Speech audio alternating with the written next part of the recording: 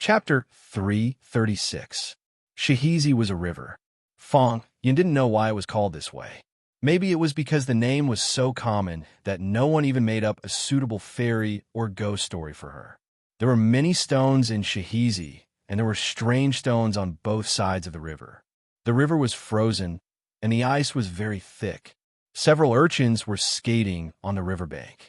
They were playing at an advanced level. Throw a smooth wooden board on the ice, and one person squatted on the board. On each side, a child pulled the child squatting on the board and ran forward. After running for a while, they suddenly flung the child's hand forward, and the wooden board rushed forward with a swoosh sound. In the blink of an eye, it disappeared without a trace. There were also two little girls riding bicycles on the ice. Riding a bicycle was more advanced than skating on a board, and it was more difficult. However, the two children were obviously experts. They dashed left and right and made difficult movements from time to time, laughing proudly like silver bells. Fong Yin and Yi Ro took a stroll by the stone river. The cold wind was biting cold, and the fine snowflakes were fluttering in the air. Their shoes made a crunching sound as they stepped on the snow. Every step they took didn't even reach their knees. The snow came very early today, and it was very heavy. Fong Yin pointed at the urchins on the river and said, "Shall we go skating too?" Yi Ro didn't answer. "This idiot wants me to skate with a group of children. Let's go for a walk." Fong Yin also didn't think this suggestion was very good. What's the matter with the two of us running into a group of children? They were all famous people now. Yi Ro was the number one among the young generation in the inner world, and he was tied for the number one with her. When the group of children saw Fong Yin, they actually shouted in unison. "Run, Fong, look, it's Run, Fong, you're back again. Run, Fong. Are you going to skate again this time?" "These children," Fong Yin said with a smile. No. Yi Ro didn't respond. Instead, she looked at those children with interest and smiled, as if it was a very happy thing for them to laugh at Fong Yin. "Fong Yin, how dare you be with Sister Roruru? Aren't you afraid that Sister Roruru will hit you again?" The little girl on the bicycle stopped her bike and shouted at Fong Yin with one foot on the ground. Fong Yin was infuriated. Even these brats dared to bully him. He bent down and picked up a handful of snow from the ground. Then he squeezed the snow into a snowball and threw it at the little girl with two pigtails. "Pa!" Fong Yin's aim was excellent. The snowball just fell on the little girl's head. The little girl screamed and cursed. "Ran Fong, how dare you hit me?" She threw the bike on the ice, then rushed over to grab a snowball and threw it at Fong Yin. When the other children saw that there was a more fun game, they immediately joined in. So, a group of children chased after Fong Yin and smashed at him. Fong Yin fought back and ran away with his head in his hands. From time to time, the children's laughter and the screams of someone who was hit by a snowball could be heard. The group of people had a lot of fun. Yi Ro stood in place and didn't join in the fight. She had a gentle and indifferent smile on her face, like a mother watching her children play with each other. "Pa!" A snowball hit Yi Ro's face. Yi Ro was furious and looked around for the culprit. The little girl with pigtails pointed at Fong Yin, indicating that he was the one who hit her. Yi Ro bent down and picked up a snowball. She aimed at the back of Fong Yin's head and threw it at him. "Pa!" Fong Yin's head was hit. Fong Yin had been guarding in front and didn't expect a sneak attack from behind. He turned around and saw Yi Ro bending down to pick up a second snowball. He hurriedly shouted, "Yi Ro, how can you sneak attack? You hit me first."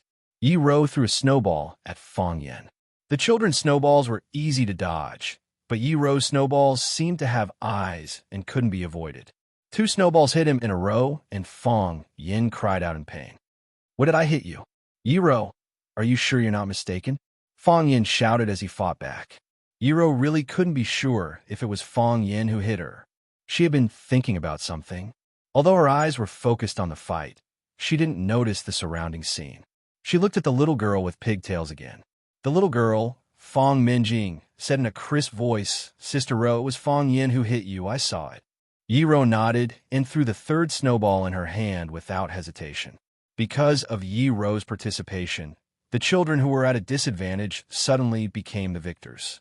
Fong Yin was busy dodging Yiro's attacks or fighting back, but the children's snowballs flew toward him. The fight ended. Fong Yin was covered in wounds and became the biggest loser.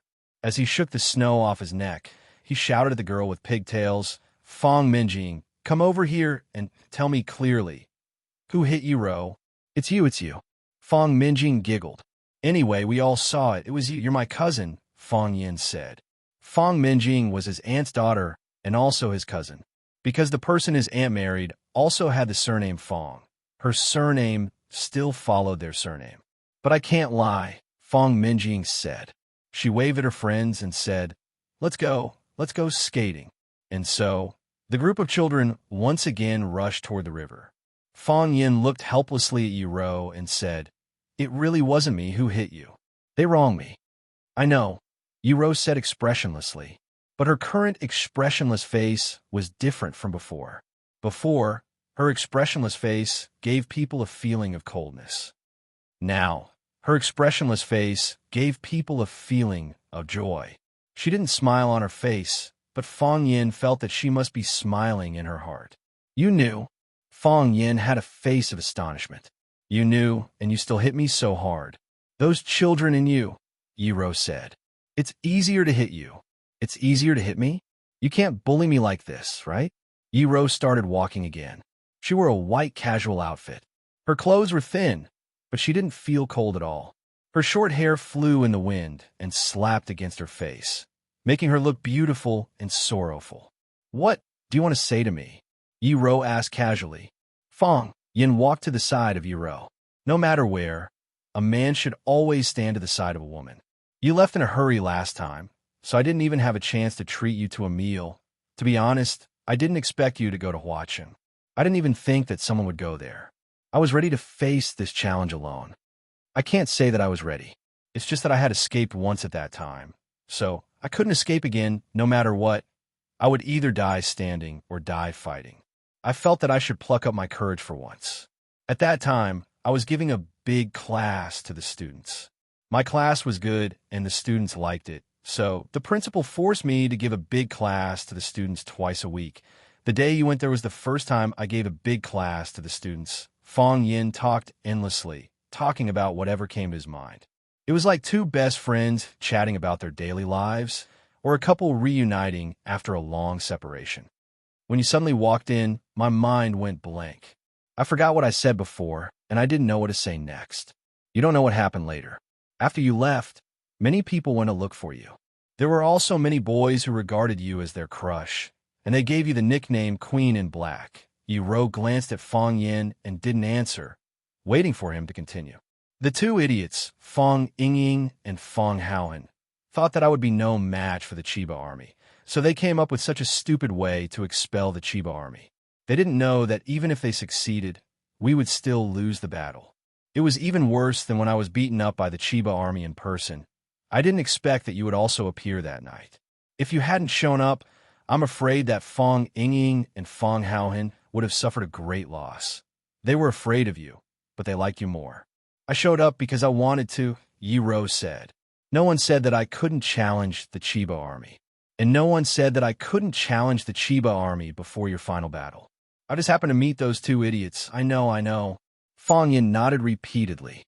I know you won't admit that you actually care about me, and I can pretend that I don't understand. Don't mess with me. Yiro stared at Fong Yin and said. I didn't mess with you, Fong Yin said seriously. I used to mess with you a lot, but that's because I hated you. I hated that you were too powerful. I hated that you were merciless. And I hated that you made me lose every time we competed. I just want to say thank you. Thank you for beating me up for 10 years and forcing me to improve. Thank you for allowing me to possess the heart of Taiji. Thank you for coming all the way to Huacheng to help me. Thank you even more for making the Fong family different from before. Yiro was silent and didn't speak. What's wrong? Fong Yin looked at Yiro and asked. He felt that her expression was very strange. Shouldn't she say something when he thanked her so deeply and sincerely? Fong Yin, Yiro said softly. It seemed that she had finally made up her mind. Okay, Fong Yin replied happily. Go on, Yiro said. What? I'm not used to you being like this, Yiro said. Chapter 337.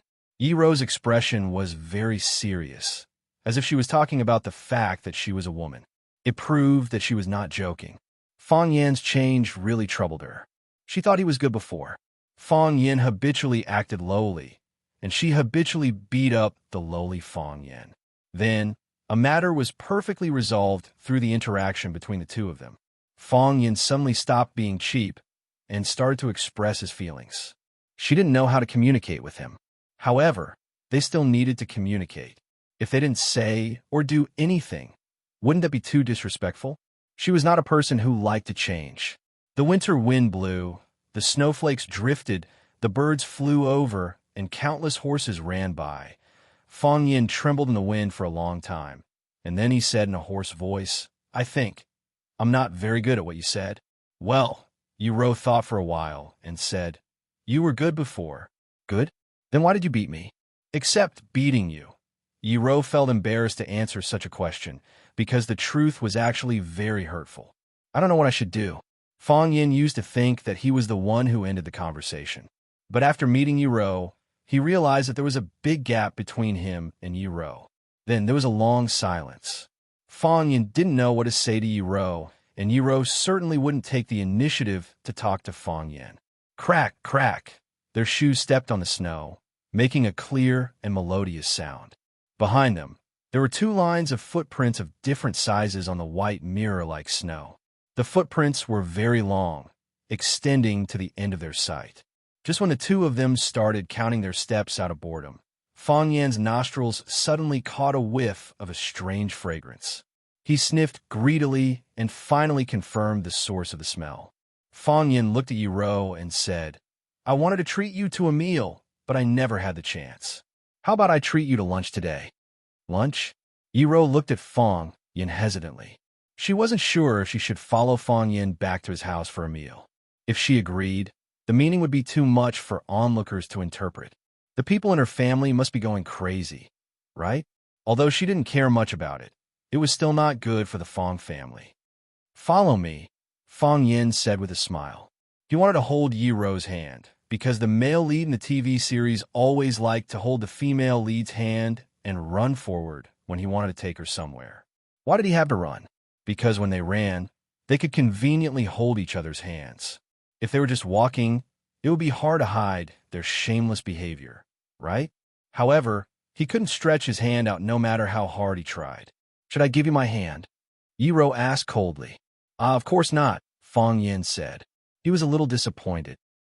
How could he be found out about his psychological activities? Fang Yan didn't take Yiro back to the Fang family for a meal because he knew what it meant. Besides, he knew that if he made such a request, Yiro would definitely refuse. Fang Yan had a very sensitive nose. He sniffed the fragrance in the wind and searched all the way. Sure enough, he found a stone house in the hollow at the end of Shahizi. In fact, it wasn't a stone house at all. It was just a stone wall about 1 meter high built by some broken stones. It was surrounded on 3 sides, and one side was empty. There was no roof on the wall, so the snowflakes could fall in freely. When Fang Yan walked over with Yiro, he saw several people lying on the edge of the stone house with their butts up. They didn't know what they were doing sneakily, and they laughed like wool from time to time. Hearing the footsteps behind him, a young man wearing a leather hat looked back, and then his expression became weird. The others felt something was wrong. They looked back together and looked at the 2 uninvited guests with the same surprised expression. "Did we come to right time?" Fang Yan asked with a smile. "Run, Fang. Why are you here?" Li Xiaotian, wearing a leather hat, stood up with a black ball of mud in his hand. "I smelled it," Fang Yan said. He strode over and grabbed the mud ball from Li Xiaotian's hand, saying, "Are you all full? Give this to me. I have to treat you at noon." "You're treating us with this?" Zhu Zaidan looked at Fang Yan in surprise, and then looked at Yiro, who was standing behind Fang Yan. Although Yiro was also a member of Swallow Dock, she was not the same kind of person as them. It was not only because of the Yi family's prestige, but also because Yiro was a genius girl. Genius girls were always lonely. No one wanted to be friends with her, so she enjoyed herself and never joined anyone's circle. As a result, everyone in Swallow Dock knew Yi Ro's name. They respected her, feared her, and even worshipped her, but no one wanted to be friends with her. Everyone thought that a person like her didn't need friends. However, if Yi Ro agreed to accept someone's invitation, then any young man of the right age in Swallow Dock would have to dress up, book a private room on the first floor of Yanjing, or invite the top chef of Swallow Dock, Madame Hua, to prepare a feast. How could they be so casual? This is good. It's natural, Fang Yin said with a smile. He knocked open a mud ball and took out a small round ball wrapped in lotus leaves. Before the lotus leaves were opened, a rich fragrance of meat and lotus wafted out. When Fang Yin peeled off the outer layer of lotus leaves, a bird with its feathers plucked appeared in front of everyone. Its skin and flesh were yellow, smooth, and tender. It was not scorched or tough, just right. Steam rose from the bird's body, and the steam was also fragrant, arousing people's appetite. They couldn't help but swallow their saliva secretly. Fang Yin kicked Li Xiaotian again and said, "Where's the material? You must have prepared it. Give it to me." Li Xiaotian had no choice but to hand over a glass jar in the stone house. Inside the glass jar was the chili sauce made by Grandma Wang. It was spicy and fragrant. A little bit of it could make people sweat and shout with satisfaction. It was a must for barbecue, and Fang Yin and the others had eaten it many times before. Fang Yin unscrewed the glass jar, dipped the brush into the chili sauce, and smeared the whole body of the bird in his hand. After completing the whole process, Fang Yin handed the bird on the lotus leaf to Yi Ro. "Try it," Fang Yin said with a smile. "I'll treat you to lunch." Yi Ro frowned. She looked at the bird in Fang Yin's hand, but didn't reach out to take it. "We used to eat like this," said Fang Yin. "Don't worry. It's very clean." Li Xiaotian said hurriedly, "Yes, we were going to eat it ourselves. We washed it many times." Yi Ro took it, tore a piece of meat with her fingers, and put it in her mouth. Spicy. Her first reaction was that it was spicy. It was like someone threw a chili bomb into her mouth. With a boom, it exploded, waking up all her internal organs, blood, skin, and hair. When one's forehead was covered in sweat, and when one's mouth and taste buds gradually adapted to the spiciness, one would notice that the fragrance of the meat and lotus leaves lingered in one's mouth, lingering for a long time without dispersing. Where was the meat? The meat had already slipped into her stomach when she put it in her mouth. She didn't even have the chance to chew and swallow. The chili sauce was very spicy, and the meat was fragrant and pure. Yi Ro had never eaten something like this before. She even thought it was the most delicious thing she had ever eaten. "How do you feel?" Fang Yin looked at Yi Ro expectantly. He was like a child giving his favorite toy to another child to try, waiting expectantly for her comment or appreciation. That would give him an unparalleled sense of satisfaction. Yi Ro didn't speak. She didn't even wipe the sweat on her forehead. Instead, she tore another piece of meat and put it in her mouth. Therefore, the excitement and enjoyment from just now repeated again. Li Xiaotian also had a rare opportunity to get in touch with the goddess of Swallow Dock. He rummaged in the stone house with his butt up and found a warm bottle of Shadaozi. He wiped the dust off the bottle with his sleeve, unscrewed the cap, and handed it to Yi Ro, saying, "Another bottle of Shadaozi. I wouldn't trade it for a god." Yi Ro loved wine. Not only did she like it, but she also had a great capacity for it. After carefully tasting the taste of the bird in her mouth, she raised the bottle and gulped it down. She drank more than half of the bottle in one gulp. Everyone was stunned. Fang Yin didn't bother to tell them that Yi Ro was fine after drinking a couple of caddies of Shadaozi when she competed with the old drunkard. Fang Yin looked at Li Xiaotian and said, "Is there any more? Give me a ball." "Any more?" Li Xiaotian turned around and asked.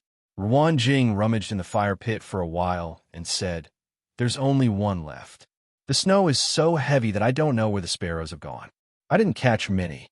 Fang Yin took the lump of soil, knocked off the soil skillfully, peeled off the lotus leaves, and smeared the chili sauce on it. Then he started to eat it. Spicy, fragrant, a familiar taste. He took the bottle from Yi Ro and said, "Leave some for me." Then he raised his head and poured the rest of the Shadaozi into his mouth. Yi Ro was stunned when she saw him drinking. She was drinking it into her mouth, and he was drinking it into his mouth, too. That was to say, they were both drinking it into their mouths. What a coincidence! Yiro didn't say anything in the end, because it would only make her more embarrassed. After eating the skin and flesh of the bird, she found that the internal organs were still intact, and there were some herbs and spices beside the organs. These guys are really good at eating. Yiro also ate the internal organs and greedily licked the minced meat and oil on her fingers. She looked at Fong Yin with sparkling eyes and said, "If you want to treat me, you should at least let me eat my fill, right?" Chapter 338. In a world of ice and snow, eating beggar sparrow and drinking shadaozi was indeed one of the greatest pleasures in life. Yiro's lips were rosy and shiny. She was like a hungry puppy, looking at her master pitifully. "I have to fill my stomach, right?" "Yes, I have to fill my stomach, right?" "Isn't it too insincere to treat people without filling their stomachs?" Yiro's question really embarrassed Fong Yin. He turned to Li Xiaotian, who shook his head and pointed at the half-sparrow in Fong Yin's hand, saying, "That's the last one." To prove that he didn't hide it, Li Xiaotian openly ran to the stone house and dug out the grass ashes. He kicked out the burning firewood and charcoal ashes. It was empty inside, and there were no more lumps of mud. Fong Yin handed the half-sparrow to Yiro. Yiro shook her head. There was only a small part of the sparrow left in Fong Yin's hand, and Fong Yin ate it carelessly. Others tore the meat with their hands, but he bit the meat with his mouth. Who would want to eat such a bird? Fong Yin quickly stuffed the remaining half of the sparrow into his mouth. After wiping his hands with snow, he pulled Li Xiaotian and Zhu Ziden aside for a secret talk. "Brothers, do me a favor," Fong Yin said with a bitter face. "She's not full." "Of course," Li Xiaotian said. "You invited Miss Yi to dinner, and this is what you want? She's rejected by a bird? Isn't that too much?" "That's right. If she accepts my invitation, I'll treat her to the best hotel in Yinjing, the state guest house." Zhu Ziden was also very dissatisfied with Fong Yin's behavior. Yiro was their goddess. How could she be insulted like this? "If I were Yiro, I would turn around and leave." "Who would want to eat your bird?" Ruan Jing sighed. They not only looked down on Fong Yin, but also on Fong Yin's bird. All right, don't fight for her. What is primitive? What was fun? This was the original ecology. This was the interest. What do you old virgins know? Can't you see how much she likes to eat? This proves that my choice is correct." Fong Yin said angrily. "When a friend is in trouble, you have to help him. She's not full. You guys have to help her find a way to fill her stomach." "What else can we do?" Li Xiaotian said with a smile. "It's not like we can conjure a few birds for her to roast." Hearing Li Xiaotian's words, Fong Yin's eyes lit up and he asked, "Where did your bird come from?" "Nonsense, of course it's to capture. You're talking like you've never done it before." "Then let's go catch it," Fong Yin said. He looked at the bamboo poles and the big net on the side and said, "The tools are all ready-made. Shall we go and fish the net now?" Li Xiaotian, Zhu Ziden, and the others stared at Fong Yin and said, "Little Yinzi, are you kidding me? Catch birds now? With beauty Yi? Clean them up after capturing them? Roast it after washing it? How long will it take? I'm afraid it'll be time for dinner." "I don't care how long it takes," Fong Yin said excitedly. "Anyway, I've just eaten a bird, so I won't be too hungry. Let's go to the bamboo forest with the tools and fish some birds back to make dishes. Ruan Jing, go back and get some wine, lotus leaves, spices, and chili sauce. I'll leave the logistics to you." "No choice." Ruan Jing nodded.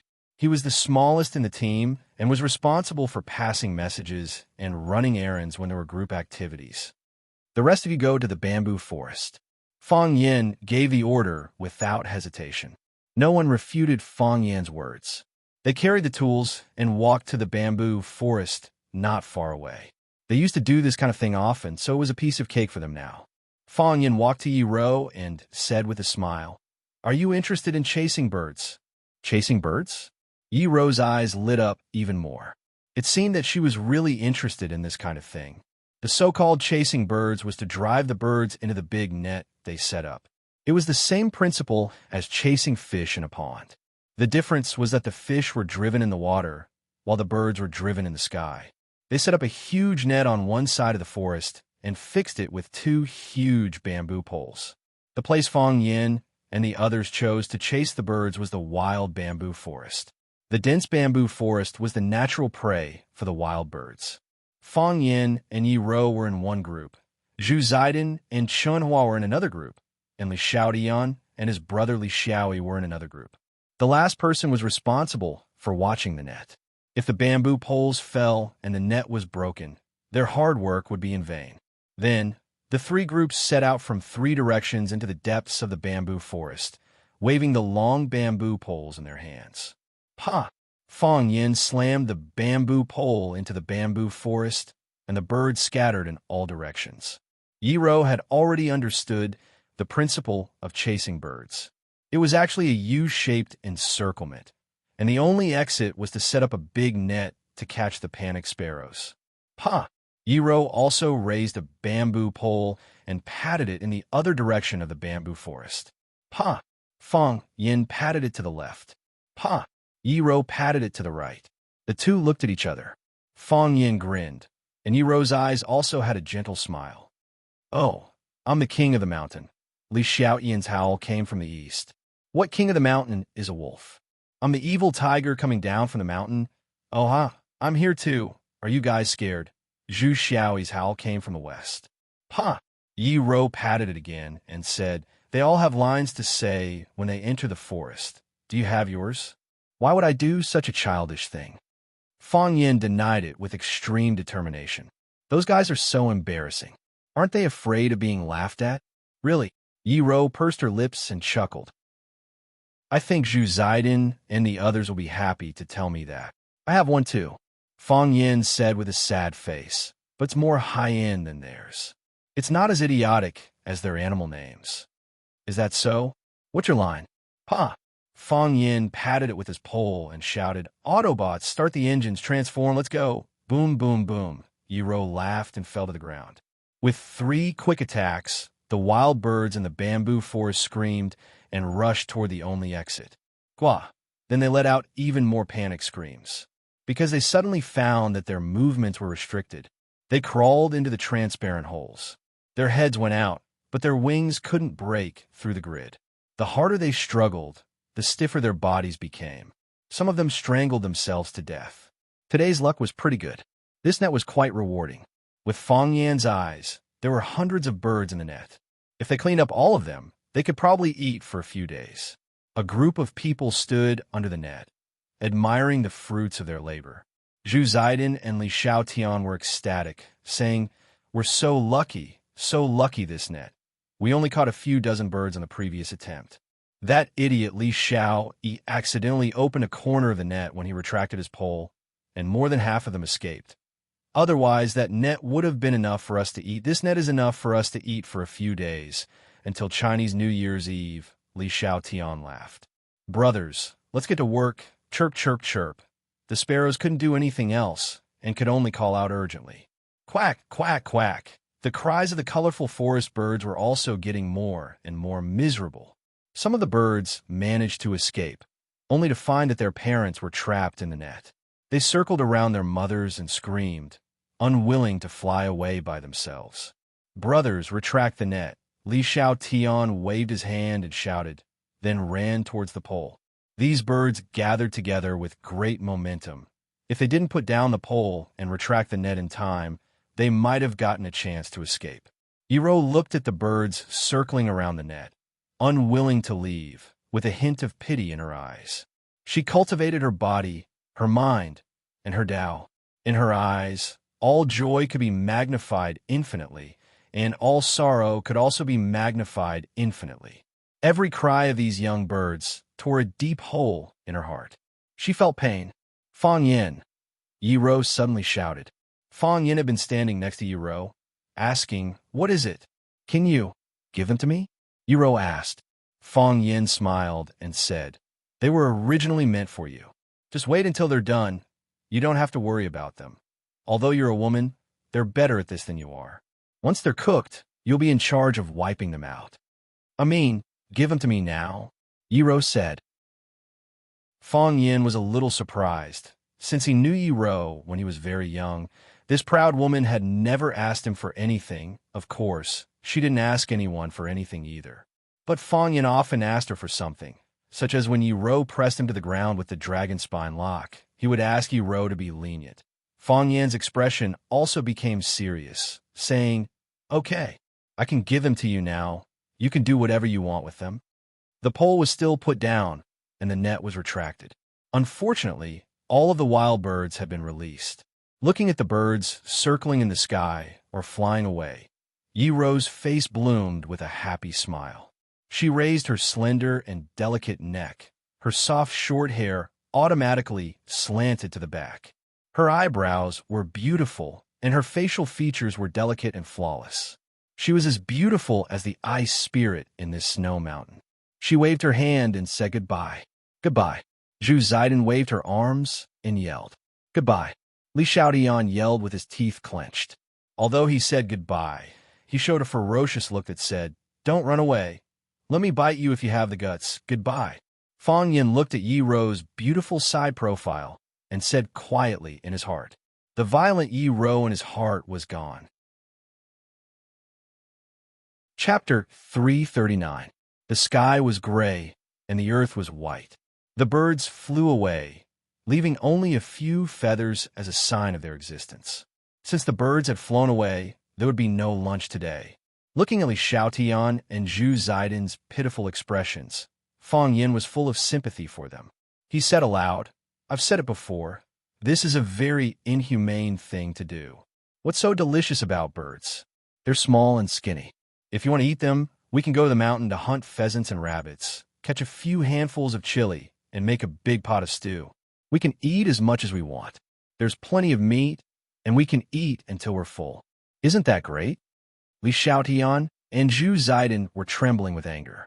If it weren't for Yi Ro, they would have thrown the black leather gloves on their hands at Fang Yin and fought with him. They knew they couldn't defeat Yi Ro. When did you ever say that this was an inhumane thing to do? Weren't you the one who said you wanted to hunt birds the most? You were the commander-in-chief of the operation, and we were all your lackeys. Okay?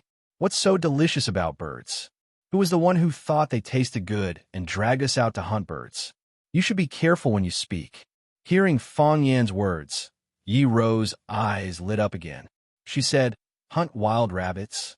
Everyone looked at Yi Ro carefully for fear that she would ask for something else. Li Xiaotian and the others didn't have to answer, but Fang Yin had to.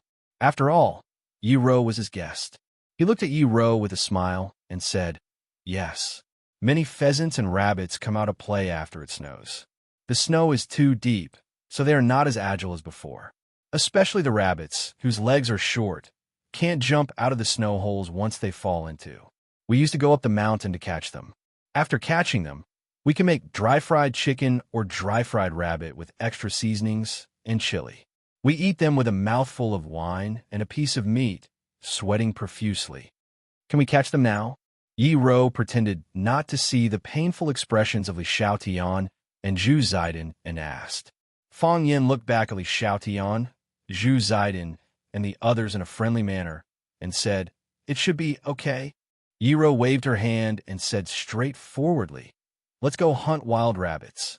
Therefore, Li Xiaotian, Zhu Ziden, and the others looked even more miserable.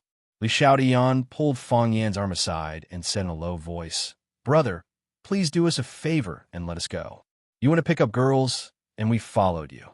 Besides, when we catch some wild chickens and hares later, Miss you will become soft-hearted and ask us to release all the wild animals. What'll we eat then? I've only eaten 2 birds for the whole day. I'm so hungry after being tortured by you guys. You guys have fun. Shall we go back first?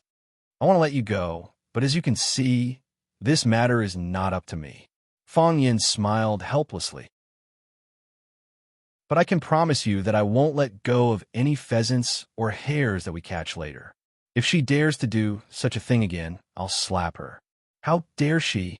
Li Xiaotian stared at Fang Yin with disdain and said, "You have to be able to beat her first. You were beaten up by her. Who would believe you? That was before. Now she's no match for me at all. When I'm in a bad mood, I drag her out and beat her up. She doesn't even dare to fight back. Hurry, tell the brothers to prepare and show this inexperienced girl the strength of our Swallow Fort. Pretty Men Team. Pretty Men Team was the name of the bird hunting team led by Fong Yin. At that time, there was an idol drama called Meteor Garden that was very popular.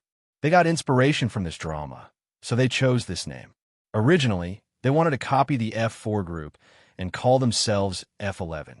But as more and more members joined, they couldn't be F11 today and F12 tomorrow.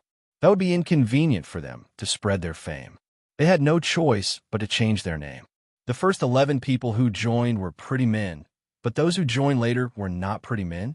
It was not good for the unity of the team. We really can't let them go this time, Li Xiaotian said worriedly. They had no sense of team honor at all. We definitely won't let them go. Then let's go, Li Xiaotian said, resigned to his fate. I hope we didn't work for nothing this time. Ruan Jing, who was sent away by Fong Yin to get the lotus leaf chili sauce, returned. He raised a big bag in his hand excitedly and said, I brought everything you wanted. Where are the birds? Fong Yin glanced at him and said embarrassedly, Ruan Jing, please go back and get a pot. A rabbit and a chicken were cut into pieces and stir-fried in the big pot. Spices and handfuls of red chili were added, then shredded ginger and scallions were sprinkled over. When the meat broth in the pot was bubbling, the lid was lifted and the chopsticks were used to eat. Hot and spicy, then a big mouthful of the shaozi brewed by a small workshop in Swallow Fort. Even a god wouldn't trade that taste. Men always wanted to get beautiful women drunk when they met them. Li Xiaotian, Zhu Zidin, and the others were no exception. However, Yi Ro's eyes became brighter and brighter as she drank, while Li Xiaotian, Zhu Zidin, and the others became dumbfounded. Fong Yin didn't bother to remind them. He just ate the meat and drank the wine. When he was full, Li Xiaotian, Zhu Zidin, and the others had already fallen asleep in the snow. Ruan Jing looked at Yi Ro in surprise, as if he had seen a ghost. Sigh. He went back and got a barrel of shaozi. Now the barrel was empty. Li Xiaotian, Zhu Zidin, and the others drank 5 liters, while Yi Ro drank 4 to 5 liters. Does this woman have a limit to her alcohol tolerance? You. Ruan Jing looked at Fong Yin and said, Why didn't you remind me? I did, Fong Yin said, feeling wronged. Why did you remind me? I didn't even dare to drink with her, Fong Yin said. You won't die if you don't ask for it. Puff. Ruan Jing also threw up on the ground. He didn't know whether it was because he had drunk too much or because of Fong Yin's anger. Originally, he also wanted to beat Yi Ro with Zhu Zidin and the others, but he stopped when he found the situation was not right. So he ended up half dead, leaving the drunkards to Ruan Jing. Fong Yin accompanied Yi Ro back to the village. Did you play like this before? Yi Ro asked. Yes. Fong Yin nodded. There are many games. You only saw the tip of the iceberg today. It seems you had a good life before, Yi Ro said with emotion. Compared with Fong Yin, there was nothing to say about her childhood. It was okay. Before I met you, Fong Yin realized he said something wrong. He quickly changed the topic and said, Is the game good today? If you want to eat, we can come over anytime. It tastes good. Yi Ro nodded and said, Before you met me, what about after you met me? Before I met you, my life was very happy. After I met you, my life is very fulfilling. Fong Yin said seriously. Fulfilling is one level higher than being happy. Life can't be silly and happy all the time. Fulfilling makes one's life complete. Do you really think so? Yi Ro glanced at Fong Yin and asked. She didn't believe Fong Yin's nonsense. Of course. Fong Yin nodded very seriously. If I didn't meet you, would I have the heart of Tai Chi? Why don't Li Xiaotian and Zhu Zidin have it? Yi Ro wanted to hit him again. She said in a low voice, That's because they don't practice Tai Chi. That's why I said they will never have the heart of Tai Chi, Fong Yin said with a smile. If I didn't have the heart of Tai Chi, how could I defeat Qianyu Military Department? How could I become the inspirational role model that every parent chooses to teach their children? How could I become the idol in the eyes of countless boys and girls in Swallow Dock? When Fong Yin was bragging about himself, he met Bai Xiao and Phoenix who were strolling in the snow. Bai Xiao and Phoenix walked over from the opposite bank of the Stone River. Bai Xiao's hair was still loose, and he was wearing a white robe. The difference was that he was wearing black cloth shoes today instead of running barefoot in the snow like last time. Phoenix was wearing a purple windbreaker, high-heeled leather boots, and a plush hat on her head. She looked arrogant and charming. It seemed that she had dressed up carefully. It was unknown what Baishio said, but the Phoenix giggled and looked very happy. When their eyes met, the four of them stopped. Phoenix looked at Fang Yin, while Baishio looked at Yuro thoughtfully. "Are you guys dating?" Phoenix asked Fang Yin. "Guess?" Fang Yin said. He didn't dare to say yes and didn't want to say no, so he could only use this kind of rhetorical question. After all, he couldn't act like a loser in front of his first love. Phoenix looked Fang Yin up and down, then looked at Yuro and said with a smile, "I guess not." "Why not?" "No reason," Phoenix said. It doesn't feel like you guys are a couple." "Huh," Fang Yin sneered. He put his hand around Yuro's waist and said, "Do I need to prove anything to you?" In the TV series that Fang Yin watched, this kind of plot often appeared. In order to get revenge on her ex-boyfriend, the female lead would bring a man who was better or more affectionate than her ex-boyfriend to a party. At the party, the ex-boyfriend would snort at the female lead's behavior and say, "Don't use such a cheap trick to deceive me. I won't fall for it. There's no relationship between you two. You brought him here just to make me angry, right?" Then, in a rage, the female lead would rush up to hug and kiss the male lead. Of course, the female lead would usually kiss the male lead in the TV series. Fang Yin felt that he was the female lead who accidentally met his first love. So, he wanted to use another woman to prove that even if you don't want me, there's someone else who wants me. And now, the person who wants me is better, prettier, and more violent than you. "Do I need to prove anything to you?" Fang Yin said. As he spoke, he put his hand around Yuro's waist as he wished. It had to be said that Yuro's waist was very thin. Of course, she was thin, so her waist was naturally not fat. The most important thing was that it felt very good. There was no excess fat.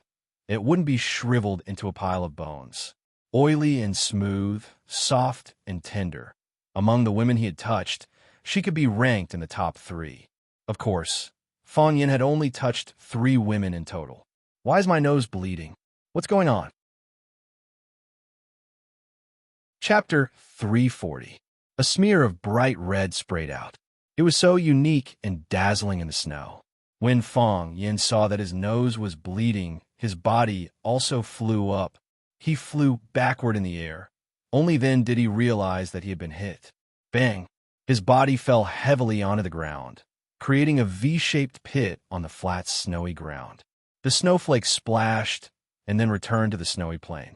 Fang Yin stared blankly at the vast and lonely sky, thinking that the plot shouldn't have developed like this.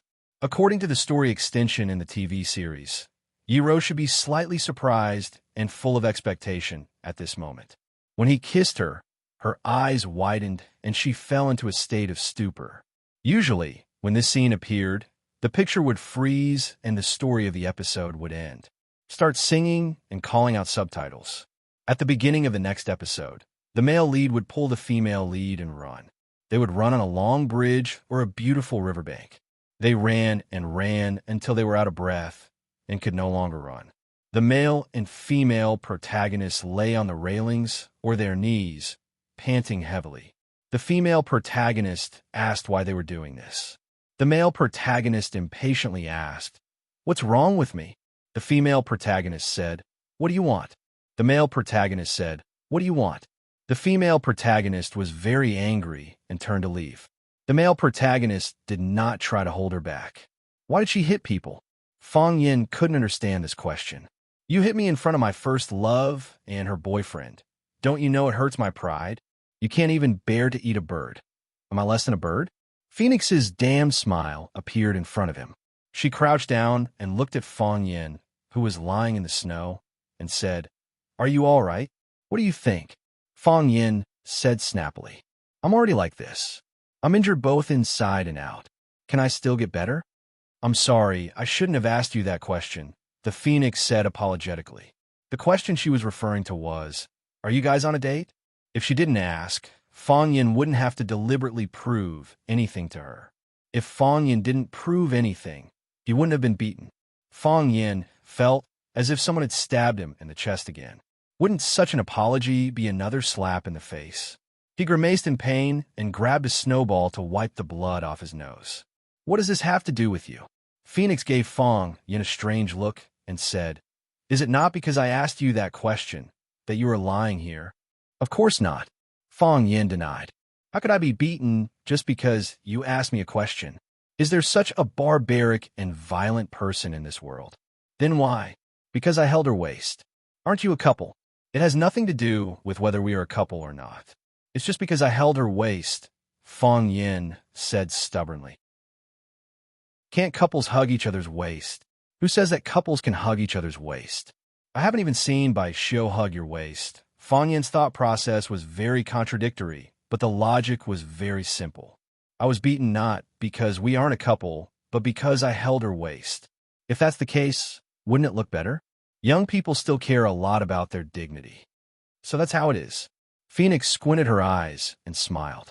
She took out a handkerchief from her pocket and handed it to him. Do you want me to wipe it for you? No need, Fong Yin said. Your boyfriend will be jealous. Then should I help you up? No need, Fong Yin said. I want to lie here and calm down. Then, we'll go first, Phoenix said. I won't see you out. Fong Yin said.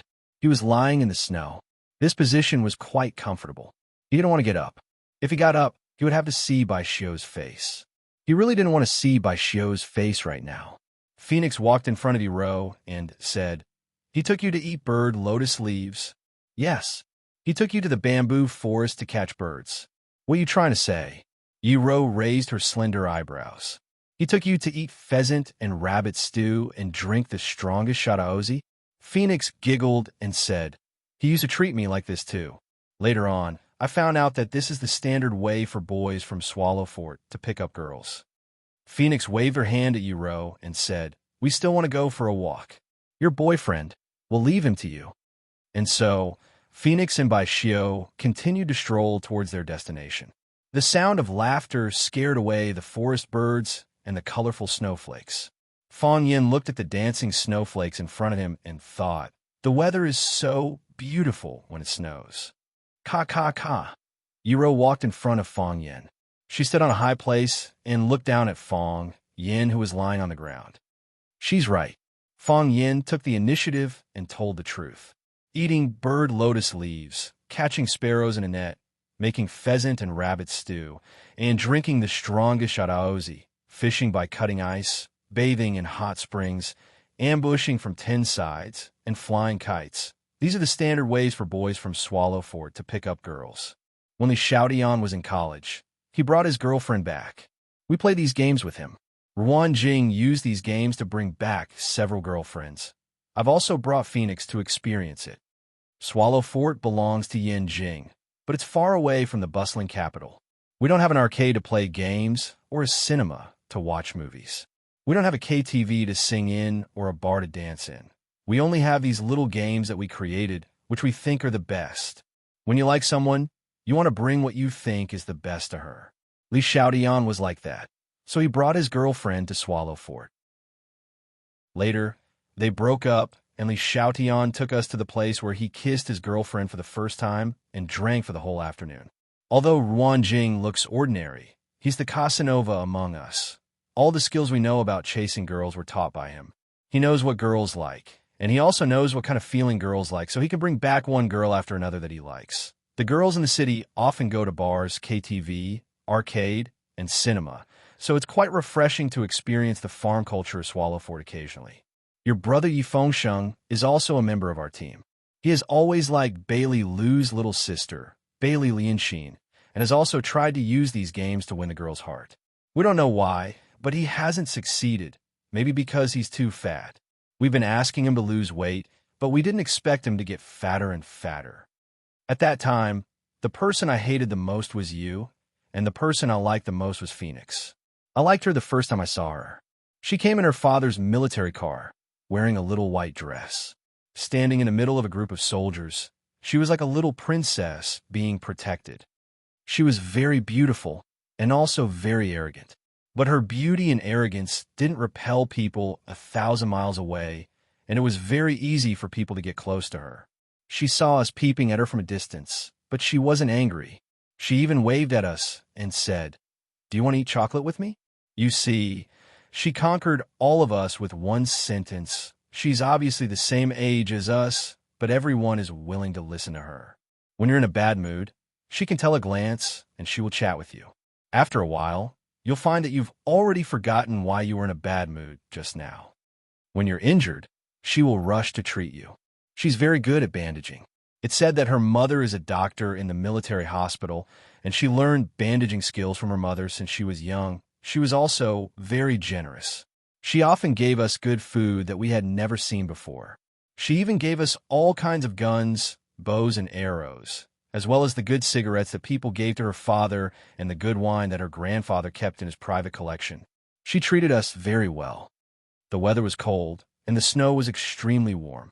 Fong Yin was lost in some kind of thoughts, and he didn't even notice the change in Yiro's eyes. At that time, I often fought with people. I also often fought with you. Every time I was injured or defeated by you, I would go to her for help to treat. Even sometimes when I won, I would try to find some wounds on my body. That way, I could listen to her comforting words and watch her bandage me. She was never impatient, and I also think that was the happiest time of my life. I wasn't the only one who liked her. Bai Xiu liked her, Bailey Lu liked her, and Yi Fengsheng used to like her. A group of boys around us all liked her. So the competition was particularly fierce, and each of us exhausted our efforts and used all our means. For us at that time, it might be the most important thing in our lives. Fong Yin felt a little sour in his nose, and his chest was depressed and uncomfortable. He was lying on the snow, and in addition to the thin layer of clothes on his body, there were only the tiny snowflakes and the distant sky on his body. However, Fong Yin just felt very uncomfortable in his heart, as if something was going to tear his chest and break out of his body. He wouldn't understand that it was an emotion. That emotion had a very common name, lovelorn. For a teenager, being lovelorn might be an important thing that would affect his life. At that time, Fong Yin didn't know how to release this kind of negative emotion, because with his character, he would only bury it deep in his heart and pretend that nothing had happened. But today, it jumped out without any warning. It was honest under the sky, in the snow, and under the gaze of Yiro. Chapter 341. He always talked about the things he was afraid of in a joking tone, and always did the things he cared about in a free and easy manner. However, that was just a thin and fragile disguise. It was like the sugar coating on the outside of a pill. The sugar coating melted in the mouth, and then there was the deep bitterness that made people's hair stand on end and tremble, as if the bitterness had reached the depths of the soul. Everyone thought that Fong Yin was a happy person, and Yiro was no exception. In Yiro's eyes, her opponent of many years was playful, funny, persistent, patient, despicable, diligent, shameless, unwilling to suffer losses, and desperate to take advantage of others. Fong Yin was the most peculiar and elusive person she had ever met. If he had the impulse to write books, such as On 32 Ways of Being Cheap, cheap is a life attitude. Fong Yan's view of cheap. Do you want to be a cheap person? Do you want to be a cheap person? Books like Hua Xia's Self-Cultivation of the Cheap God would definitely sell well and lead to a trend. Sometimes Yiro even thought that Fong Yixing, gentle and old-fashioned bookworm, and Lu Wan, a well-educated and well-mannered hostess. How could they have such an unusual child? However, today, Fong Yin had subverted all Yiro's understanding of him. Proud, pure, playful, sensitive, and childishness. He lay motionless in the snow, his eyes sorrowful as he looked at the empty sky. Filled with emotion, he narrated the process of him and the phoenix getting to know each other. Even though the years were ruthless, she could still hear the unwillingness hidden in his words. Every teenager thought he was the best teenager. Why did she choose someone else instead of him? Every teenager thought he was the most trustworthy teenager. Why did she fall in love with someone else, but give up him? Yiro's little face slightly twisted and her eyebrows wrinkled, as if her mood also became sad. She wanted to say something, but she didn't say anything in the end. Fong Yin was lying down, and she was standing up. She looked down at the changes in his emotions and the faint red light in the corner of his eyes. "I just want to treat you to a meal," Fong Yin said. "It was the most sumptuous way I thought I could think of. I didn't think so much. I never thought that because I invited Phoenix and Li Xiaoyin's girlfriends, I wouldn't be able to bring you here. If that's the reason you want to beat me up, let's begin." "What is fishing through ice?" Yi Ro asked. Asking this question made her feel relaxed, and even the annoyance between her eyebrows was relieved. These questions were really suffocating her. "What?" Fong Yin widened his eyes and stared at Yi Ro. He felt that he couldn't keep up with Yi Ro's thoughts. It was too exciting. And the ambush from all sides? What's that? Bathing in a hot spring, flying a kite. Are these more fun than catching birds in the bamboo forest? Yi Ro continued to ask. Yi Ro was very dissatisfied with Fong Yin's silence. She said, "Can't you bring people to play these games? If you don't want to say it, Yi Fengsheng should know, right? You're not angry at all?" Fong Yin asked. "Angry? Why should I be angry?" Yi Ro asked. What Phoenix said, "What does it have to do with me?" Yi Ro asked back. "But you hit my nose," Fong Yin said. "Didn't you hit my nose because you were angry?" "I hit your nose because I was angry." Yi Ro raised her slender eyebrows out of habit again and explained very seriously, "Your nose is bleeding and my anger is gone." "What happened after that?" "What happened after that?" Fong Yin couldn't help grinning. "Yes, what happened after that?" Phoenix misunderstood that he took Yi Ro to catch birds in the bamboo forest to eat and drink shadatsi with these standard tricks to pick up girls, but she didn't know that Yi Ro didn't have such ideas at all. Yi Ro simply thought it was fun to catch birds in the bamboo forest. She simply thought that the pheasant and hare stew were delicious. She just thought that shadatsi was delicious. Shadatsi, which had been frozen for a while, was even better. The liquid was cold, but the alcohol's clarity made people's bodies burn. The feeling of ice and fire kept hitting the mouth and stomach buds, as well as every inch of muscles and skin, giving people a feeling of madness and tearing that they had never experienced before. That was all. What did it have to do with love between men and women? How could such a proud woman like Yi Ro fall in love with a man like him? As she said, she was angry because Fong Yin touched her waist. She punched Fong Yin, and when she saw Fong Yin's nose was bleeding, her anger disappeared. Just like before, when Fong Yin offended her and she hit Fong Yin, this punch was no different from the punch before. Just because Fong Yin did something wrong, this was Fong Yin's punishment. As for the words spoken by the Phoenix wanted to incite a conflict and emotional rift between the two of them. This was truly a huge joke. Without feelings, how could there be conflict? No love? Where was the crack? Phoenix spent a lot of effort, only to do such a useless thing. It was really ridiculous. Fong Yin laughed loudly, and his mouth was full of laughter. Wind poured in, snow fell, an emotion more sorrowful than heartbreak also drilled in. "They don't love me." Fong Yin climbed out of the snow, patted the snow off his body, and said, "Ambush on all sides is also a kind of food. Big fish and tofu are stewed in the pot, and then there are pot stickers on the edge of the pot. Generally, one pot can stick 8 pot stickers, so it looks like an ambush on all sides. 8 pieces of dough lying there. If not called ambush on all sides, what else can it be called? Kite in the sky is more fun. Make a big kite, tie it to the kite, and jump down from the back of the mountain. This game is more dangerous, and only the children of our swallow dock can play it. Children from other places can't learn it at all. If they jump down, they will probably die. The most fun is to soak wine in the hot spring. You lie in a hot spring in the middle of the snow and soak the plum wine in the spring. When you want to drink it, you will find that the temperature of the plum wine is just right, and I heard that this way of drinking is very nutritious. Fong Yin took Yi Ro out from the Yi family, so he naturally had the responsibility to send her back. They talked and laughed as they walked to the Yi family's mansion. Most of the time, it was Fong Yin who talked and explained the various games he mentioned. Yi Ro listened quietly, and from time to time, she asked a very technical question. When they passed by the Pebble River, the children who were skating on the river had disappeared. It seemed that they were tired of this game and wanted to find a new world that belonged to them. There were simply too many fun things to do in the snowy lands of the north. Yi Fengsheng just came out of the courtyard and saw Fang Yin and Yi Ro, who were talking and laughing. His face was full of shock.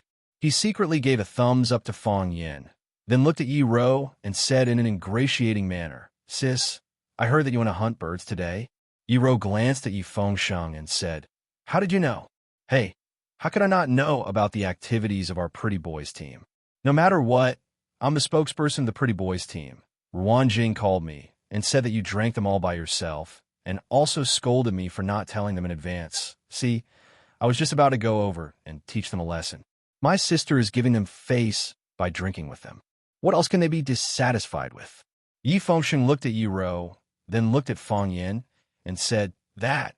Is it time for the farewell scene? This is the highlight. You guys chat. I'm leaving first." After saying that, he twisted his plump butt and rushed into the snowstorm. After the day's activities ended, it was necessary to make a conclusion. Originally, Fang Yin had already thought of the farewell words, and there was even hug scene. However, the bastard Yi Fengsheng exposed them on the spot, so both of them were a little embarrassed. Fang Yin wanted to say something, but stopped. After hesitating for a while, he said, "Let's go back." Yi Ro glanced at Fang Yin and said, "Thank you." She turned around and left, neat and tidy. Fang Yin stood at the Yi family's gate for a while. Then he also turned around and walked in the direction of the Fang family. Today's interaction with Yi Ro could be considered satisfactory. The hatred between the two was resolved, the distance between them was shortened, and he even treated her to a sumptuous meal. However, he didn't know why, but he felt a trace of regret in his heart. He kept feeling that something was missing. What was it that was missing? Fang Yin thought hard and finally figured it out. He forgot to ask Yi Ro about the problems he encountered when practicing the Heart of Tai Chi. It seemed that he had to make another appointment tomorrow. At most, he would treat her to an ambush from all sides. Based on today's experience, she was quite easy to bribe. Yi Ro walked straight into the warm room in the backyard without being stained by the snow. After the arrival of winter, she lived in the warm room to accompany the elder ancestor. The elder ancestor was sitting on the pit and taking a nap. Seeing Yi Ro coming back, he squinted his eyes and smiled, saying, "Did you have fun with the boy from the Fang family?" "No," Yi Ro said. In front of her elder ancestor, she didn't need to hide anything. She couldn't hide it either. "What's wrong?" The elder ancestor became energetic and sat up a little. He asked, "How did that boy bully you?" "He can't beat you, so he can't bully you even if he wants to." She had lived for too long, and nothing was new. She had to find some fun. It was also a good way to kill time to understand the emotional state of the younger generation. Therefore, the elder ancestor was very active in these things. "He is an idiot," Yi Ro said with anger in her eyes. It could be seen that she was really angry. Chapter 342. Old Ancestor also knew that Yi Ro was really angry. Because when she was angry, and when she was not angry, she was not angry. She disliked disguise and hiding the most, so she didn't need to do this kind of boring thing. Seeing that Yi Ro was angry, Old Ancestor felt it was more interesting. She patted the place next to her and said, "Come on, tell me why that guy is an idiot." Yi Ro hesitated and didn't know whether she should tell the reason why she was angry. Old Ancestor was a little unhappy and said, "You have no conscience. How do I usually treat you? Why do you treat me like this? Can't you even listen to my words?" Yi Ro had to sit next to Old Ancestor and told some of the things she and Fang Yin experienced when they went out. Old Ancestor laughed and said, "This guy is really an idiot. It's appropriate to call him an idiot. What a stupid thing he did. He looks smart, but why doesn't he understand women's mind at all?" Old Ancestor also thought that Fang Yin was quite an idiot. Phoenix questioned the relationship between Fang Yin and Yi Ro. Why did he rush to prove it to her? You hugged Yi Ro and said that she was your girlfriend. What did you think of her? What did you think Yi Ro was? She was your capital to show off to your first love? Or a prop to accompany you to act in front of your first love? Either one was not what Yi Ro needed and liked. She was Yi Ro. She was Yi Ro. If you like her, you like her. If you don't like her, you don't like her. Friends were friends, and girlfriends were girlfriends. Notice, guys, No exaggeration. Frank, white and clean. Besides, you were so anxious to prove it. You couldn't prove that Ro was your girlfriend, but it only proved that you cared about Phoenix's attitude. You cared about Phoenix's attitude, but you ignored Ro's attitude. How could Ro not be angry? Thinking that Fong Yin dared to treat her as a substitute, Ro couldn't suppress her anger.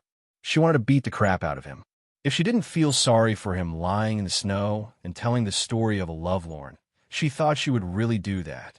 She hesitated for a long time and wanted to ask, "Do you want to die?" In the end, the question that came out of his mouth was, "What is ice fishing?" which did not require any technical content. She was such a smart woman. How could she not understand what it meant to fish from the ice? The funny thing was that the idiot actually explained to her all the way, and his expression was so serious. The great ancestor held Ro's hand, laughing so hard that she gasped for breath. She said, "Oh, my son, my little girl has never been bullied like this before. That guy, if he dares to come here again, I'll break his legs." "What did he do?" Fong Mansion. In the living room, Fong Yin said proudly to his mother, "Lu Wan, we had a good chat. We caught birds together, ate, drank, and even took a walk back. I sent her to her doorstep." When Fong Yin and Ro made an appointment to take a walk in the snow, all eyes in Swallow Dock were attracted to them. Everyone knew that the Fong family and the Yi family were not on good terms. The annual martial arts competition between the two families was the best proof. Even better proof was that the little girl of the Yi family, Ro, had never shown mercy to the Fong family's Fong Yin. But this time, when Fong Yin suddenly came back, he suddenly visited the Yi family with gifts and asked Ro out for a walk, which attracted many people's guesses. What kind of show was this? The Yi family naturally paid attention to it. As soon as Fong Yin came back, he was pulled over by his mother for questioning. "Did you kowtow to the great ancestor?" Lu Wan asked with uncertainty. "Yes, I did," Fong Yin said. "The great ancestor is eating cucumbers. It seems that he has good teeth. Miss Yi, why did she agree to go out for a walk with you?" Fong Yin was stunned and thought, "My mother doesn't believe in her son's charm. Isn't it normal for me to ask a little girl out for a walk? What's there to doubt? Maybe it's because we have a good relationship," Fong Yin said. "She's beaten me up for so many years. She treats me differently from others." "That's true," Lu Wan nodded. "You really didn't fight this time?" "I didn't fight." Fong Yin had to repeat this sentence again and said, "I went to the Yi family to thank them. Why did I fight?" After today's conversation, my relationship with Ro has improved by leaps and bounds. She is a little different from what I knew before. Fong Yin thought of her sad expression when she saw the flock of birds desperately hitting the net, and those young birds refused to leave for a long time. He said she is very kind. He touched his nose that was still hurting and added, "Of course, most of the things we know are the same. She is still as brutal and violent as before. For some reason, she likes to beat people." Fong Yixing pretended to walk into the living room by accident. He glanced at Fong Yin and asked, "Did you see the great Uncle Fong?" "Yes," Fong Yin said. The great Uncle Fong his father mentioned was the eldest of the Yi family's 3 tigers, Yi Daoan. The eldest was dedicated to cultivation and his skills were unfathomable. The second eldest, Yi Daoxian, worked in the military and was a very powerful senior official in the General Staff Headquarters. The third eldest, Yi Daoling, was mainly engaged in economic research. He was a core figure in the Yin Wang Kingdom's think tank. This was the origin of the Yi family's 3 tigers and the reason why the Yi family had a high status in Swallow Dock. Sanhu was an extremely filial person. Sanhu's father and uncles were also filial people. Therefore, the great ancestor was like an ancestor in the Yi family. Usually, no one objected to what she said. She doted on Ro. Ro was the pearl of the Yi family. Of course, even if she didn't dote on Ro was still the pearl of the Yi family. The title of the number 1 of the younger generation in Neijiang was very beneficial to the Yi family. She had achieved so much at such a young age. Who knew how far she would go in the future? "What did he say?" Fong Yixing asked. "We chatted for a while. He told me to go in and kowtow to the great ancestor." "I went in," Fong Yin said with a smile. Of course, he skipped some steps in the middle. He took the initiative to ask you to kowtow to the great ancestor. A light flashed in Fong Yixing's eyes. Yes, Fong Yin nodded and said. Fong Yixing smiled with relief and said, you should visit the old man sometimes. You should also ask Missy. She is more powerful than you, and she entered that realm earlier than you. She will be of great help to you. Fong Yin nodded seriously and said, I will. Fong Yixing knew that his son really didn't need his advice. He took a book and walked into the study again, walking briskly. Fong Yin looked at Lu Wan and said with a smile, I'm going to see the old drunkard. I want to see if he has woken up. Lu Wan slapped Fong Yin's head and said, how can you call him the old drunkard? I'm used to it, Fong Yin said with a smile. If I don't call him the old drunkard, he probably won't be used to it. Lu Wan sighed softly and said, he has been living too hard. I'll ask the kitchen to make some dishes and send them over. You can drink with him. Perhaps it was because the land in Swallow Dock was not worth much money, but every family and household in Swallow Dock lived in a large courtyard. The courtyard was divided into the front yard and the backyard. The front yard was small and refined, while the backyard was wide and dense. Some of the backyards were like a maze, with many important or very unimportant people living there. There was an independent small courtyard near the back door of Fong Yan's backyard. That small courtyard was the old drunkard's residence. Before he got close, the smell of wine had already hit his nose. The smell of wine was mixed with the cold air and transmitted into his body through his nostrils. His heart and lungs were filled with the strong smell of shadaozi.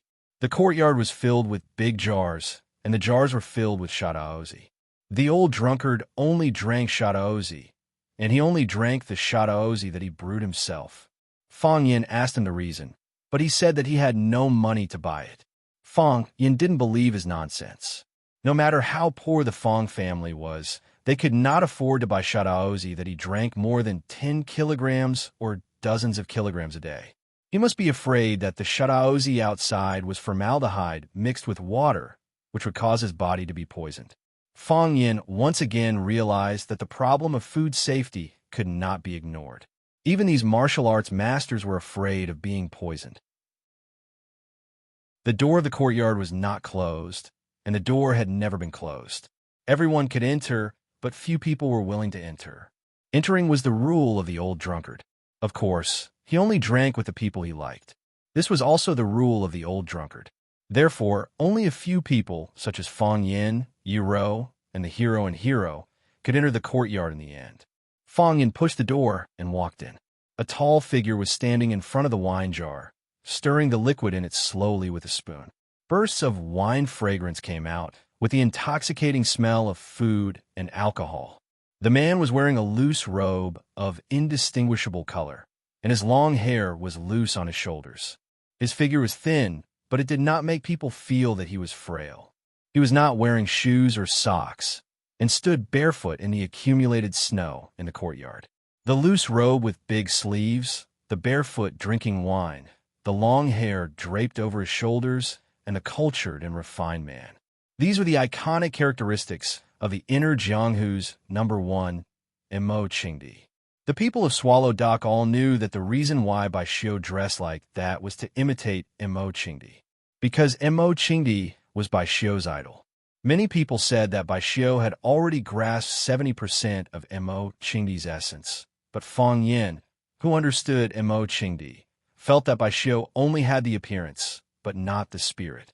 Emo Qingdi's every move was casual and natural, but Bai Xiu's words and actions always gave people a feeling of bashfulness and stiffness. Of course, this could not be ruled out because Fong Yin had always been hostile to Bai Xiu. "You're here?" the old drunkard asked. "I'm coming," Fong Yin answered. This was the usual question and answer he would have with the old drunkard every time he came. "I'll treat you to a drink," the old drunkard said. He lifted the spoon in his hand, and a silver river rose from the big jar, rushing toward Fong Yin. The wine fragrance was heavy, and the knife intent was heavy. Sometimes he really was as sharp as a knife. Fong Yin's expression became solemn. Chapter 343. Fong Yin didn't dare to underestimate Emo Qingdi. No one dared to underestimate Imo Chingdi either. Even though his current name was Old Drunkard, everyone called him Old Drunkard, and they even forgot his original name. With a casual flick of a spoon, he could toss up a silver river. The silver river was like a silver dragon, condensing into a solid whole. It soared out of the vat and charged at Fong Yen. This was the most barbaric charge, so barbaric that it didn't require any technique. And because of the strong alcohol smell and the burning knife, this silver dragon was filled with the tyranny of a dragon and the killing intent of a knife. Dragons were the most powerful and arrogant creatures in the world. Those who stood in their way would die, and those who stood in their way would perish. Although this was a wine dragon, and although its strength was greatly reduced compared to the truth, it still had the power to destroy insignificant humans. Boom! The dragon's head slammed into Fong Yen.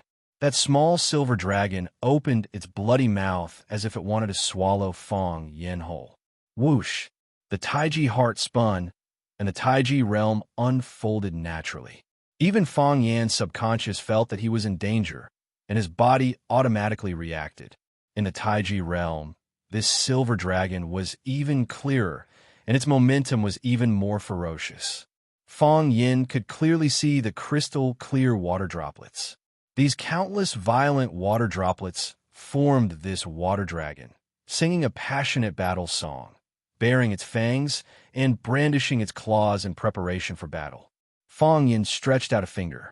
That finger didn't block the dragon's head because the impact of the dragon's head would fracture or break his finger. His finger pointed at the dragon's spine in the middle of the dragon's body. The rebound force of the dragon's spine was astonishing, almost bouncing off his finger.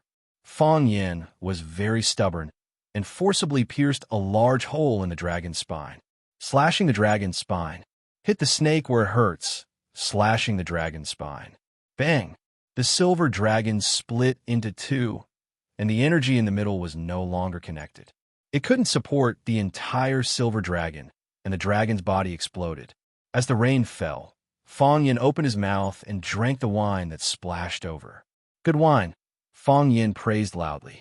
Everything has been removed, only wine and poetry remain. How can you drink without a vessel? Mo Ching Di raised his hand and slapped the vat. The wine vat that was half the height of a man under his feet was lifted off the ground and smashed towards Fong Yin. Fong Yin took the plum blossom steps and stretched out one hand. Just as the wine jar was about to reach him, he took a step forward and slapped the edge of the wine port with his right hand. A majestic atmosphere came from above the wine jar, rejecting Fong Yan's guidance and control. This was not the gravity of the wine jar, but the residual flow of qi from Mo Chingdi's slap. Fong Yin slapped the vat with one hand, and his body spun rapidly. His feet stepped on the 12 plum blossom palaces, and he spun the wine jar around like a spinning top. Hoo! The wind howled, and the snow swirled. The green-robed youth carried the wine jar to show off his skills, heroic and unrestrained. When he felt that the old drunkard's slap on the wine jar had completely dissipated, Fong Yin had gained full control of the wine jar. Boom! Fong Yin suddenly raised the wine jar with one hand, and the wine inside the jar poured out like a sudden waterfall. Fong Yin opened his mouth and gulped. The wine flew out quickly, and so did Fong Yin. No matter how fast he drank, it was not as fast as pouring the wine out of the jar. Thus, a large amount of wine was poured over Fong Yan's face, head, clothes, and neck. His entire person became a drunkard. After taking a big gulp, Fong Yin finally felt satisfied and casually threw the huge jar that weighed hundreds of pounds to the old drunkard. The old drunkard caught the jar and also took a big gulp. The difference was that he poured slowly and drank boldly. Not a single drop of wine spilled out, and not a single drop was wasted. The old drunkard drank for a very, very long time. Fong Yin was also used to this way of drinking. Boom! The old drunkard reached out, and the wine jar fell back to its original place. The two looked at each other and laughed. Fong Yin laughed happily, and the old drunkard laughed happily. In one's life, having 2 or 3 bosom friends accompany you to drink and eat with you was the greatest joy. The stray cat in the corner was scared away, and the rat that stole the wine was startled. Even the fluttering snowflakes didn't dare to get close to him. From point to line, is this the evolved heart of Tai Chi? The old drunkard didn't look at Fang Yin and turned to walk back to the hut. He conveniently picked up a wine gourd from a corner, and after drinking a mouthful, he sat down on the deck chair under the eaves. The deck chair was made of bamboo, and because of excessive friction, its original color could no longer be seen. However, the body of the chair was shiny, and it gave off an oily brilliance. "It's not bad, right?" Fang Yin said proudly. Before he had the heart of Tai Chi, mountains were still mountains, and water was still water. In front of him was a green mountain, and that was a green mountain. However, with the heart of Tai Chi, mountains weren't just mountains, but forests, rivers, rugged rocks, flowers blooming, birds chirping, tigers roaring, and dragons roaring. That was the state Fang Yin was in before he ran away, and the old drunkard was very familiar with this. In the Battle of One Sword Peak, the life and death battle between Fang Yin and the Japanese sword god, the heart of Tai Chi changed again at the critical moment. If it was still a mountain, the forests and rivers he saw would become pictographic lines. The rugged rocks were the lines, and the flowers blooming and birds chirping were also the lines. The lines were dynamic, like an electronic map, from the beginning to the end, allowing Fang Yin to clearly see the process of flowers blooming and withering. This was the upgraded heart of Tai Chi. The heart of Tai Chi had already developed to this stage. What was the next change? What would the next step of its upgrade be? Fang Yin didn't know. My heart of Tai Chi has improved, but my drinking capacity hasn't. The old drunkard took another sip of wine and said aloud. He could go without food for 3 days now, but he couldn't go without wine for a day. His heart was trapped in a mental barrier, and his life was unbearable, which made him look very sad. "It depends on who I'm competing with," Fang Yin said. "Of course I can't compare with you and Yiro, but compared with those people outside, I'm also a general who always wins in drinking." It was impossible for the old drunkard to entertain him, so he ran into the house alone, found a 4-legged stool, and put it next to the old drunkard. The two sat under the eaves, drinking, admiring the snow, and talking about Fang Yin's heart of Tai Chi. "You're ahead of us," the old drunkard said softly. If he didn't quickly put his voice into his ears, it was very likely to be blown away by the wind. "My heart of Tai Chi is a wasteland like a barren land. Not even a blade of grass grows, withered and cracked.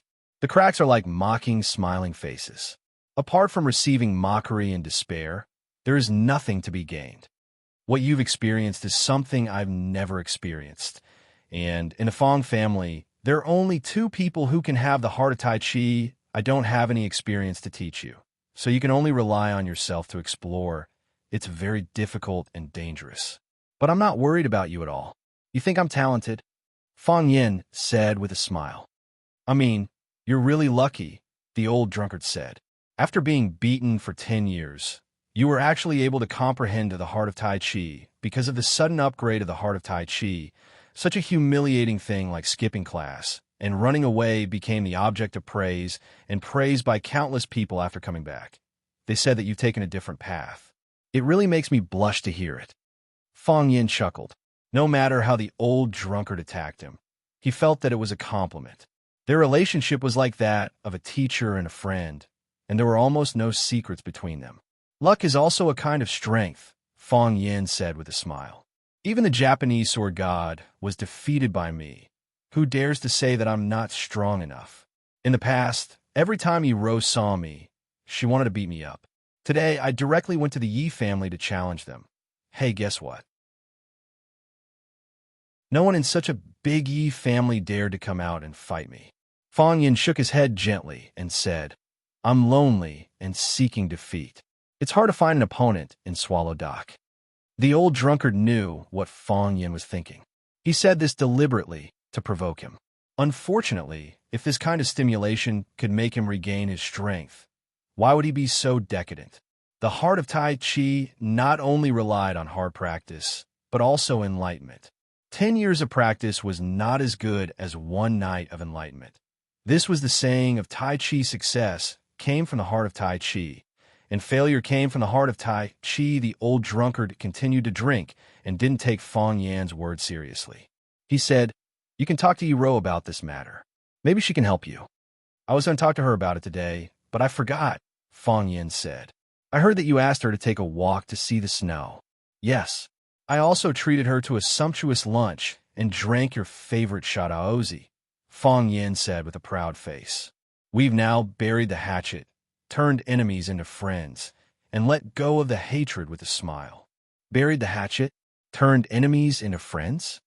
The old drunkard glanced at Fong Yan with his drunken eyes and said, "The hatred is gone, but the kindness is still there." I understand, Fong Yan said. "I didn't know about this until I came back this time. It turns out that my grandfather went to the Yi family to provoke me every year when I competed with Yiro. What he said was too much. Who else would he hit if not you? She patiently beat me for 10 years. I naturally have to remember this 10 years of kindness. It's not patience." The old drunkard said. "It's holding back the disgust. It's disgusting for anyone to do the same thing for 10 years. How could it be disgusting to witness the rise of a genius? I think she should be filled with a sense of accomplishment. Every time you're beaten to the point of crying for your mom and dad, crawling under tables and chairs, hugging your opponent's legs, and begging for mercy. Who would be filled with a sense of accomplishment from conquering such an opponent?" "I feel like you're insulting me," Fong Yan said. "You're right," the old drunkard said. "If it wasn't because I have something to ask of you, I would definitely challenge you," Fong Yan said fiercely. Then he looked at the old drunkard with a fawning expression and said, "Senior, can I introduce an old friend to you?" Chapter 344. "Don't call me senior brother," the old drunkard said unhappily. "Senior Mo, get out." "Fine, old drunkard, do me a favor. Only you could do me this favor. I'll bring someone to see you." Fong Yin made his request directly. "Who?" "Chiba Bin," Fong Yin said. Fong Yin was a lucky guy, so Chiba Bin was a very unlucky guy. Hua Xia, who went to a faraway place, was prepared to show off his skills and show off the power of the East Ocean Sword God. No one would have thought that the person he had inadvertently challenged, a young man who was originally unknown, would actually defeat him. His feet just touched the dust, but his sword was not stained with blood. He lost to someone who shouldn't have lost. His journey of challenge was put on hold, and the sword god was disgraced. However, during the Battle of One Sword Peak, Fong Yin was still shocked by Chiba Bin's powerful and miraculous swordsmanship. Most importantly, at the moment of sudden danger in the arsenal, he risked his life to save Fong Yin. He used his body to push away Fong Yan's body and helped him avoid the first round of gunfire. His swordsmanship won Fong Yan's respect, and his character won Fong Yan's respect. The East Ocean Sword God deserved his reputation. After the battle, Fong Yin took Fong Yingying and Fong Haohan to visit. Chiba Bin was calm and didn't look down at all. He just made a request to Fong Yin. Let him see Mo Qingdi. Fong Yin agreed. It was a request that was hard to refuse.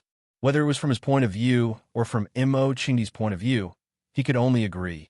The old drunkard was silent, his palm gently stroking the wine gourd in his hand. Chiba Bin, his old friend. He wanted to see him. It was like a voice from a long time ago or a tragic comedy. At that time, Don underestimate enemy was like a shining star, like the blazing sun in the sky. He was the genius martial art practitioner with the most potential in Swallow Dock, and he was also the #1 person on the Longhu leaderboard that received the most attention in the pugilistic world. The 3 dragons and 7 tigers protected Hua Xia's peace. At that time, Mo Qingdi was one of the 3 dragons. At that time, Mo Qingdi was the center of attention. At that time, Mo Qingdi had beheaded over 300 people in a fit of rage. At that time, Mo Qingdi had defeated almost no one in Huaxia. At that time, Mo Qingdi felt that there was nothing in this world that could stop him from moving forward. At that time, Mo Qingdi felt that there was nothing in this world that could stop the 3-foot blade in his hand. It was also at that time that Mo Xia went to the East Ocean alone with his sword. He swept through the 36 islands of the East Ocean alone and finally fought against the Thousand Leaves army on Mount Hachibi. Don't underestimate the enemy is Hua Xia's Azure Dragon, and the Ministry of War is the East Ocean's new sword god. The two of them battled for a day and a night, but it was hard to determine the victor. Qinya was not convinced and wanted to fight again. Mo Qingdi only replied with one word: childish. At that time, Mo Qingdi could call the East Ocean sword god childish without any scruples. It was also because of that word that Qinya came to his senses and knew that he had lost. He lost in his mentality and in his artistic conception. From then on, he comprehended the sword day and night and came to the East Huaxia again. He came to see Mo Qingdi. He wanted to repeat the great battle of the past, to put a complete end to the entanglement between them. Fang Yin looked at the old drunkard and said in a deep voice, "In fact, I hope you refuse. It's hard to refuse an old wine and an old friend. He is a proud man and a man worthy of respect." The old drunkard's mind still hadn't come back, and his voice was still floating. "Tell him that I'm waiting for him at Swallow Dock." After getting the old drunkard's affirmative answer, Fang Yin suddenly lost interest in talking. He felt that he was also a man of Wulin, but sometimes he didn't understand the thoughts of Wulin people at all. He stood up, patted the snow on his body, and said, "It's late. Go back to sleep." The old drunkard didn't seem to hear Fang Yan's words. He was still lying lazily on the smooth recliner. He took a sip of wine and looked sad. His thoughts were integrated into the boundless land. That year, it was also snowing in the capital. The two dragons fought against the Black Tortoise Gate. The Azure Dragon's meridians were broken, and he died in the battle. And his opponent was the Dragon God. With a strong and turbulent burning knife in his mouth, he felt sad and bitter. He was no different from Qinya. They were both the waves in the Yangtze River that pushed the waves in front. Outside the courtyard wall, Fang Yan's tuneless singing came.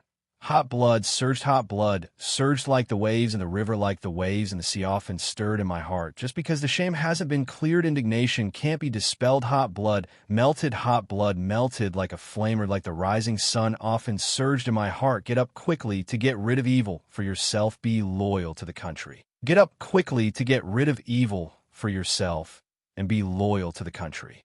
Get up quickly to get rid of evil for yourself and be loyal to the country.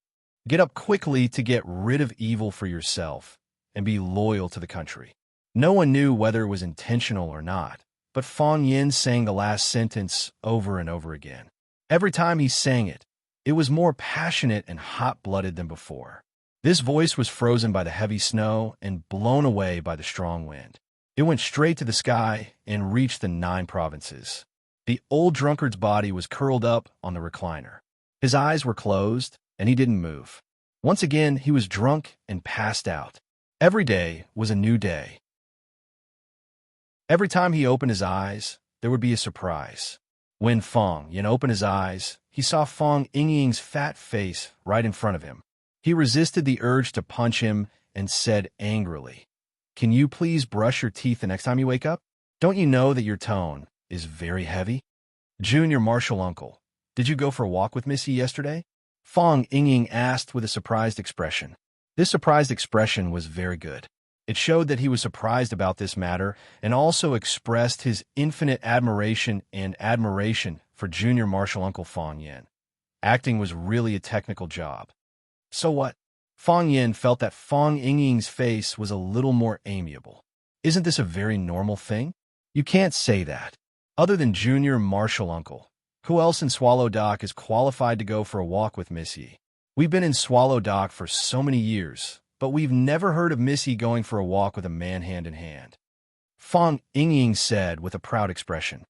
Yesterday, Fang Haohan and I went to the city to buy some New Year's goods. When we came back today, we heard about this, so we specially came over to congratulate Junior Marshal Uncle. Just for this? You really don't know much. Could you please move your head back a little? Fang Yin pushed Fang Yingying's head away, lifted the quilt, and jumped out of bed. It's not just this, Fang Yingying said with a smile. Jiangqin called me and said that she couldn't get through to your phone. She's looking for you quite urgently. and wants you to call her back. Jiang Qin. Fang Yin just remembered that he had promised Jiang Qin that he would contact her after the winter break. She and Yuan Lin wouldn't be in a hurry to return to Huacheng after the break. They would wait for him in Yinjing, and he would accompany them for a walk around Yinjing City. Fang Yin looked around for his phone, but found that it was nowhere to be found. I called many times, but it's turned off, Fang Ying said. Fang Yin thought seriously for a long time and said, I don't know if it fell in the bamboo forest or in the snow yesterday, or maybe I lost it when I was having a snowball fight with them. Forget it. Lend me your phone for a while. Fang Yin took Fang Ying's phone and asked, How did Jiang Qin get your phone number? Fang Ying said embarrassedly, I think she's pretty, so I wanted to acknowledge her as a younger sister. She agreed? No. Why? She said she's your younger sister, and she's worried that people will misunderstand me as her biological brother. Forget it. Let's not talk about these sad things. Fang Ying said very sadly, I'm also very handsome, but why can't I be liked by girls like Junior Marshall Uncle? What's wrong with me?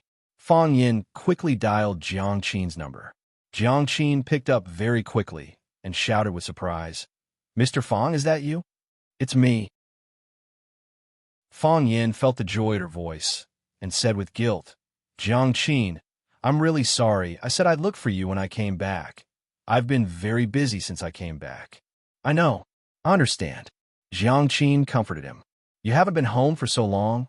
You must have been very busy. We don't blame you at all. You and Yuan Lin? Yes. Didn't we agree on it? We'll wait for you at school after the holidays. Do you have time now? Yes. Fang Yin said, although he was avoiding Jiang Qin and Yuan Lin a bit, and felt that the way these two girls looked at him wasn't quite right. But in his eyes, they were just two kids. They came to Yinjing from the faraway Huacheng to study, and as an elder, he had the responsibility to take care of them on behalf of their parents. Where are you? I'll go find you. Really? When are you coming? Jiang Qin asked excitedly. Yuan Lin's cheering voice came from the other side of the phone. Let's go now. Fang Yin calculated the time and said, Let's have lunch together at noon. Okay. Yuan Lin and I will wait for you at school. Call me when you're almost there, and we'll pick you up at the school gate. See you later, Fang Yin said. After hanging up the phone, Fang Yin saw Fang Ying looking at him pitifully. Hero, lend me your phone for a day. I'll return it after I buy a new one. Fang Yin directly put Fang Ying's phone into his pocket. No problem. Junior Marshall Uncle, you can use it whenever you want. It doesn't matter how long you use it. Junior Marshall Uncle, actually I don't have any plans today. Fang Ying looked at Fang Yin with a face full of smiles. His meaning was quite obvious. You don't have any plans? Fang Yin thought for a moment and said, Then you can sweep the snow at home. Sweep the snow in the front and backyard, so it's not inconvenient to walk. Chapter 345. A fence needs 3 stakes. A Prince Charming needs 3 helpers. If you want to be a standard Prince Charming, you always need 2 or 3 ugly melons and bad dates to serve as a foil. Fang Yin had always liked Fang Ying and Fang Haoan, because as long as they stood with him, he would look handsome for no reason. However, today, Fang Yin still didn't bring them out. On one hand, he wanted to be more low-key in front of the 2 little girls, Jiang Qin and Yuan Lin. Another important reason was, who would want to bring 2 talkative people around? If you couldn't help but punch them, others would think that you were a person with violent tendencies. If you didn't beat them up, you would think that you were a masochist. His mood was very contradictory. The weather was getting colder and colder, and the snow was getting heavier. After a while, a layer of ice and snow melted, but it was soon covered by even heavier snow. The previously bustling and solemn Yinjing city had become a world of ice and snow. It always felt like the sky was covered with a layer of gray gauze, but because of the small white fairies, it became a bit of a fantasy and romantic feeling. The snow was too heavy, and people were not willing to go out. There are not many cars on the road, but in the iceberg and sea of snow, all the cars could only crawl slowly in the snow, like frozen snails. Fang Yin drove the family's old Hongqi car, which was his grandfather's car in the past, and had always been very well maintained. Fong Yin felt that it was classical and solemn, and had the style of a gentleman. He liked to drive this car when he was at home. As the old saying goes, a person likes to show off what they lack. Fong Huohuo really wished that he was a gentleman who wore a well-ironed suit, a beautiful bow tie, a small black top hat, and a cane, ready to dance the song, "Know a Woman by Smelling Her Scent," with a beautiful girl at any time. Yes, that was what he thought. Which man didn't want to be such a gentleman? Kacha kacha. The sound of the car tires crushing the stiff snow debris gave people an inexplicable sense of pleasure. Just like a child's favorite game of stepping on those air cushion membranes with small air bubbles. Fong Yin liked this kind of sound with the desire to destroy. The car was moving very slowly, but Fong Yin was not anxious at all. He liked winter and snow. She liked the snow-covered roads, cars, houses, pines, cypresses, and everything else. The things she was used to seeing looked more pleasing to the eye than usual because of the white decoration. When Fong Yin parked the car in front of the music school, he took out his phone and called Jiangqin. It was a world of ice and snow outside. He did not intend to let them come out too early to be frozen in the snow. As a gentleman, he had to think of the ladies around him at all times. As for the men around her, they could think whatever they wanted. When Jiangqin received a call from Fong Yin, they were still practicing piano in the music classroom. If it was in the past, they would be more willing to stay in the bed in the dormitory and have a good sleep. It was a world of ice and snow outside, and they were lying on the big bed in the dormitory, reading Bunyan Gulong or Liu Xiaohui's novels, or watching a few rural love stories on the iPad. When they were hungry, they would cook a bag of instant noodles with the induction cooker hidden at the bottom of the wardrobe and crack an egg in it. These days were like the days in heaven. But today, the two of them could not lie down. Thinking that Mr. Fong would be coming soon, the two girls got up early, washed their faces and teeth, ran to the third cafeteria of the restaurant for a sumptuous breakfast, and then began to choose clothes and dress up. Young girls casually wiped their faces with a few handfuls of natural beauty. After a few minutes, the two of them found that there was nothing to do. They could not stay in the dormitory anymore. They wanted to call and ask where Fong Yin was, but they were worried that this would make Mr. Fong think that they were too impatient and did not have a girl's modesty. The two of them discussed it and thought that if they happened to be practicing piano in the classroom when they received a call from Mr. Fong Yin, Mr. Fong would think that they were two diligent and beautiful girls. So, the two of them wrapped themselves in scarves and rushed to the piano room in the wind and snow. So, the phone rang in the piano room premeditatedly. Yuan Lin was playing piano, and Jiangqin was holding the mobile phone and playing games absent-mindedly. The mobile phone in her hand suddenly rang sharply, which startled Jiangqin. She was worried that she had ignored Fong Yan's call, so she deliberately set the ringtone to the maximum. Mr. Fong called. Jiangqin shouted happily. Yuan Lin also ran over happily and said, "That's great, they're finally here." Jiangqin made a shushing gesture and said, "Quickly sit back and play piano. If you don't play piano, how will Mr. Fong know that we are practicing piano?" "That's true." Yuan Lin quickly ran back to the piano and played the Blue Danube that she had not finished playing just now. When Yuan Lin's piano was in the right state, Jiangqin then picked up the phone and said with a smile, "Mr. Fong, you are here. I'm sorry, I was practicing piano with Yuan Lin in the piano room and did not hear the phone. Good performance. It seems that you two are very diligent." Fong Yin indeed expressed his approval for their bitter winter practice. "I am now at the gate of your school. Have you finished practicing? Do you want me to wait for you?" "No need. We're going out now," Jiangqin said, while suppressing her joy. "Then see you in a bit," Fong Yin said. "See you in a bit," Jiangqin said. After hanging up the phone, Yuan Lin had already jumped up from the chair. "How was it? What did Mr. Fong say?" "Mr. Fong is already waiting at the school gate. He wants us to go there now," Jiangqin said. "Yay!" The two girls jumped up and gave each other a high five, then quickly packed their bags and prepared to go out. Kacha! Kacha! They ran around the school. Their beautiful furry boots stepped on the deep snow, leaving 2 lines of crooked footprints. From time to time, they would kick the pine branches on the side of the road and the snow on the pine needles would fall down, splashing all over their bodies and into their collars. They were so cold that they were shivering, but they still giggled. Even the wind and snow felt their joy and danced around them.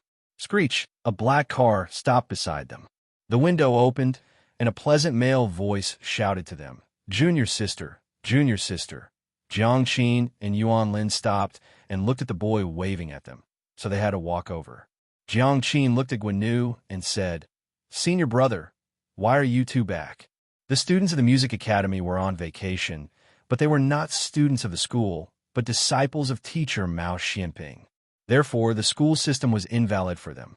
As long as they were willing, they could go to teacher Mao Xianping at any time to ask for advice.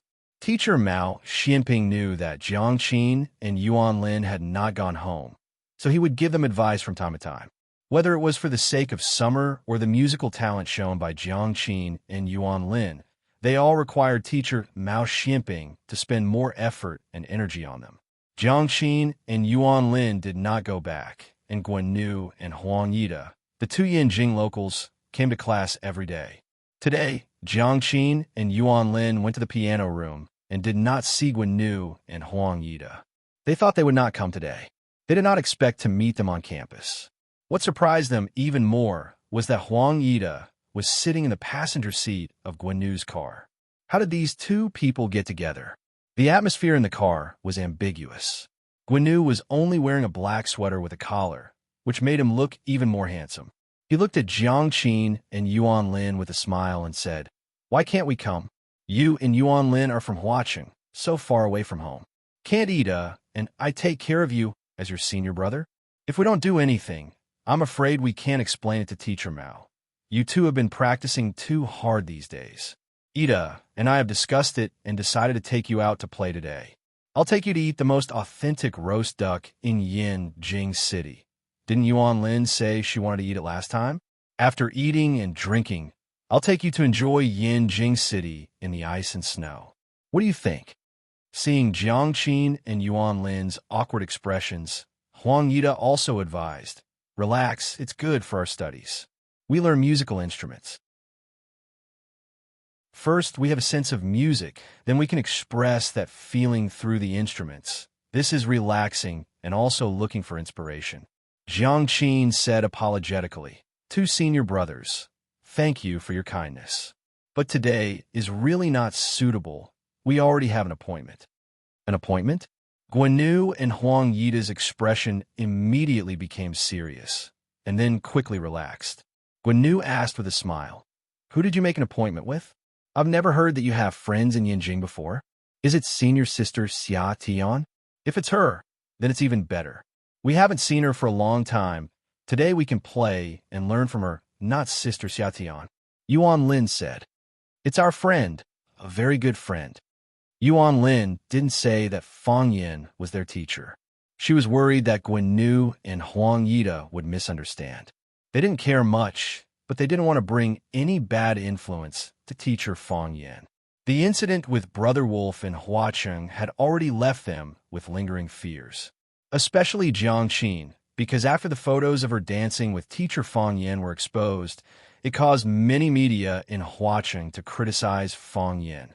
Even her mother was worried that there was some unspeakable secret between her and her teacher, so she chased teacher Fang Yin out of the small courtyard. "A very good friend?" Huang Yida squinted his eyes and smiled. "That's even better. Your friends are also our friends. Since you're in Yanjing City, let us, the hosts, treat you to a meal." Chapter 346. Yuan Lin was Huang Yida's and Jiangqin was Guanyu's. This was a tacit understanding between the two of them. It was precisely because the two of them liked different people and had the same direction of effort that the relationship between the two of them was getting better and better. It was no longer like before the arrival of Jiangqin and Yuan Lin, who looked down on each other and secretly fought with each other. They were both the personal disciples of teacher Mao Xianping. With this relationship alone, they had an advantage over others. The most important thing was that Guanyu's father was Guo Qingyun, a famous domestic film and television star, and his mother was Li Xiaoying, a folk singer. Huang Yida didn't know where he came from, but he usually didn't put Guanyu in his eyes. Obviously, his family background was not simple. They were talented, good-looking, born in a famous family, and had a famous teacher. Wasn't it natural for such a boy to be a little proud? They had confidence in themselves, and they knew that they would eventually be able to win the girl's heart. If a relationship happened between a fellow apprentice and his sister, wouldn't it be a good story? However, Jiang Qin and Yuan Lin were very vigilant. They maintained a respectful but not close friendship with them. The two of them had asked Jiang Qin and Yuan Lin countless times to eat together, go shopping together, and watch a movie together, but they were all rejected. The only time they succeeded was when they went to the concert of the famous Italian band Forest, which was led by teacher Mao Ximping.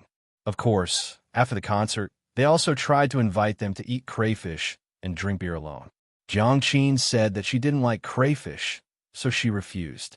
They also suspected that Jiang Qin and Yuan Lin had a boyfriend, but after careful observation and analysis, they found that there was no sign of a relationship at all.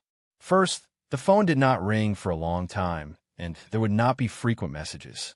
Second, the two of them were alone after school and on weekends, and they didn't see any suspicious people. Third, they were still virgins. This was a smell of femininity. Ordinary people didn't understand, but they understood. Now that they heard that a good friend was coming, they didn't take the good friend too seriously. If only one of Jiang Qin and Yuan Lin was happy, then either Guanyu or Huang Yida would be worried. But they were both so happy at the same time that they were not worried at all.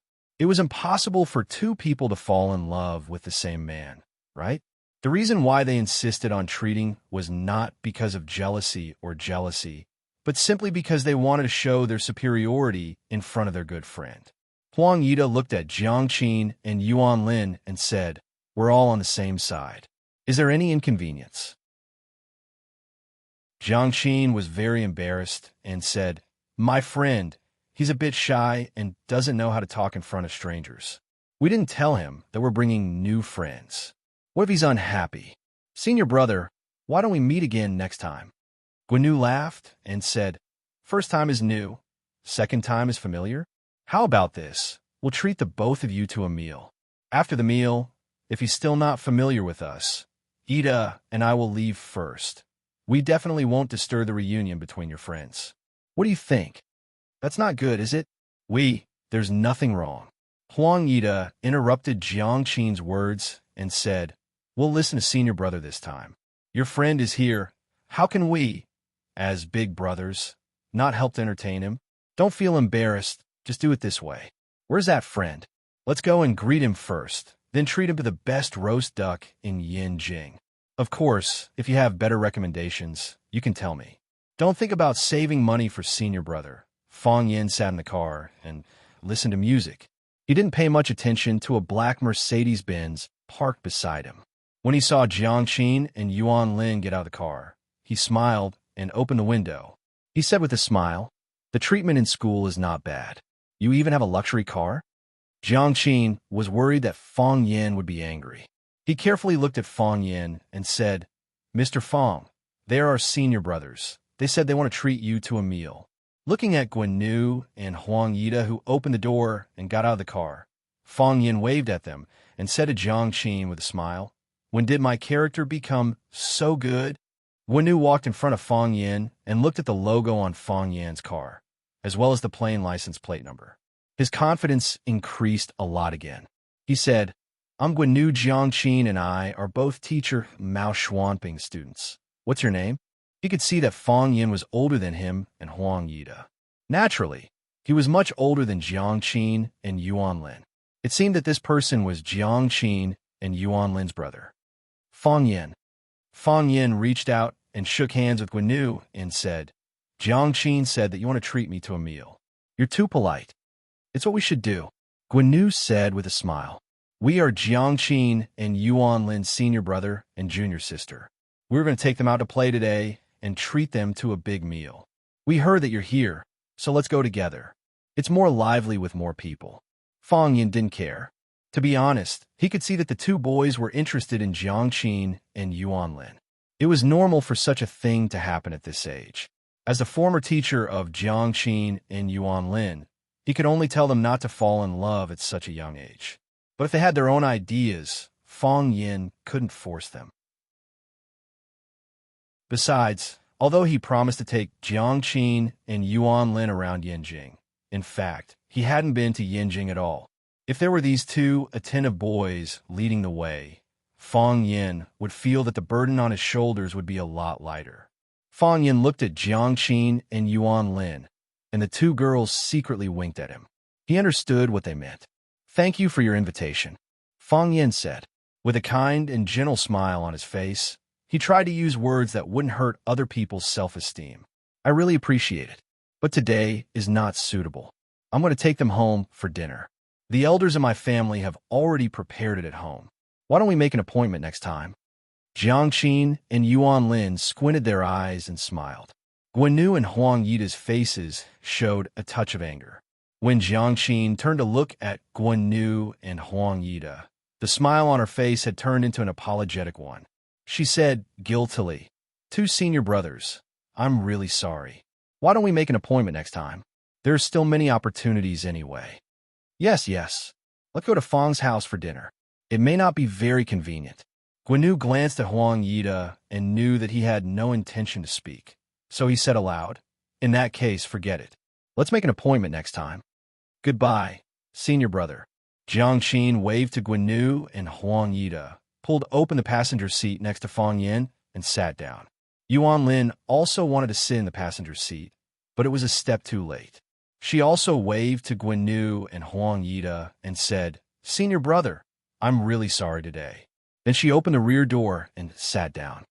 "See you if there's a chance." Fang Yin said goodbye to Guanyu and Huang Yida and drove his classic car away. When Fang Yin and his party walked away, the smile on Guanyu's face gradually froze. She turned to look at Huang Yida and asked, "What do you think? Such an obvious refusal, and you still can't see it. Do you think we are idiots?" Huang Yida said coldly, "Those two bitches are deliberately playing with us. It doesn't matter if they play with us, but if they provoke us to play with them, then they will suffer." Guanyu was also very dissatisfied with the performance of Jiangqin and Yuanlin and said, "What are they so proud of? Beautiful women? There is no lack of beautiful women in this world. What should we do now? First, find out who that person is, and then find out what's going on." "What do you mean?" "Anyway, we have nothing to do today. Let's go out for a walk," Huang Yida said. Guanyu laughed and said, "That's true. Let's go out for a walk. I really haven't had a good look at Yinjing City after it snowed." Fang Yin was driving while joking with Jiangqin and Yuanlin and said, "Both of them are handsome. Don't you like them?" Who likes them?" Jiangqin said, curling his lips. "They're all naive little kids. Not mature at all." Yuanlin also echoed. Fang Yin was amused by their words and said, "Other people are naive little kids, but you two are not naive?" "Of course we are not naive. We are mature," Yuanlin said. "Mr. Fang, where are you going to take us? Where do you want to go?" Fang Yin asked. "You are from Yinjing. Of course we will listen to your arrangements," Yuanlin said, pouting. Fang Yin thought about it and said, "Let's go eat first." "What do you want to eat?" "We will listen to your arrangements," the two girls said at the same time. "I am most afraid of the words, 'listen to my arrangements,'" Fang Yin said helplessly. He really didn't know much about food, and he usually didn't like to eat out. Fang Yin put forward several choices, and finally the two girls agreed to eat Yinjing City's special copper stove hot pot. Each of them had a small copper pot, and then they put meat and vegetables into the pot.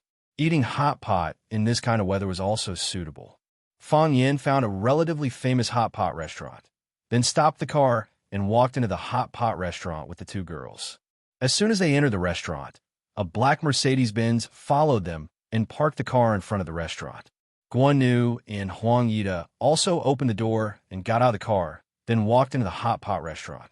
They actually followed them all the way here. On a main road in front of the hot pot restaurant, a black Buick off-road vehicle was parked. Sitting in the car was a man in black wearing sunglasses. He looked at the antique door of the hot pot restaurant and said, "Fang Yin has entered the capital." Fang Huahua entered Sifang City, startling several beauties in the snow. Chapter 347. In the sizzling hot pot, thin slices of mutton, duck blood, vermicelli, bean sprouts, frozen tofu, and emperor's dish were put in, accompanied by garlic soy sauce or peanut butter. The hot pot was delicious. Fong Yin, Jiang Qin, and Yuan Lin were sweating profusely. The three discussed the afternoon itinerary while eating, and the final result of the discussion was to go to Mount Tongshan to soak in the hot spring. Of course, this was decided by the two little girls, Jiang Qin and Yuan Lin. Fong Yin originally proposed to go to the zoo or aquarium so that they could laugh for a long time. What era is it now? You still want to take girls to the zoo? Fong Yin told them very seriously that he only regarded them as children, not as girls. The two girls went crazy together and kicked Fong Yin several times under the table. This scene made Guan and Huang Yida in the distance even angrier. In their eyes, these three people were clearly flirting. They usually pretend to be saints, but now look at their debauchery, Guan sneered. It seems that their relationship is not simple. Huang Yida's eyes were also full of sparks, and he said angrily, "Previously, for the sake of the same teacher, we took care of them. Now it seems that our performance is still too gentle. Yes, we should use some different means.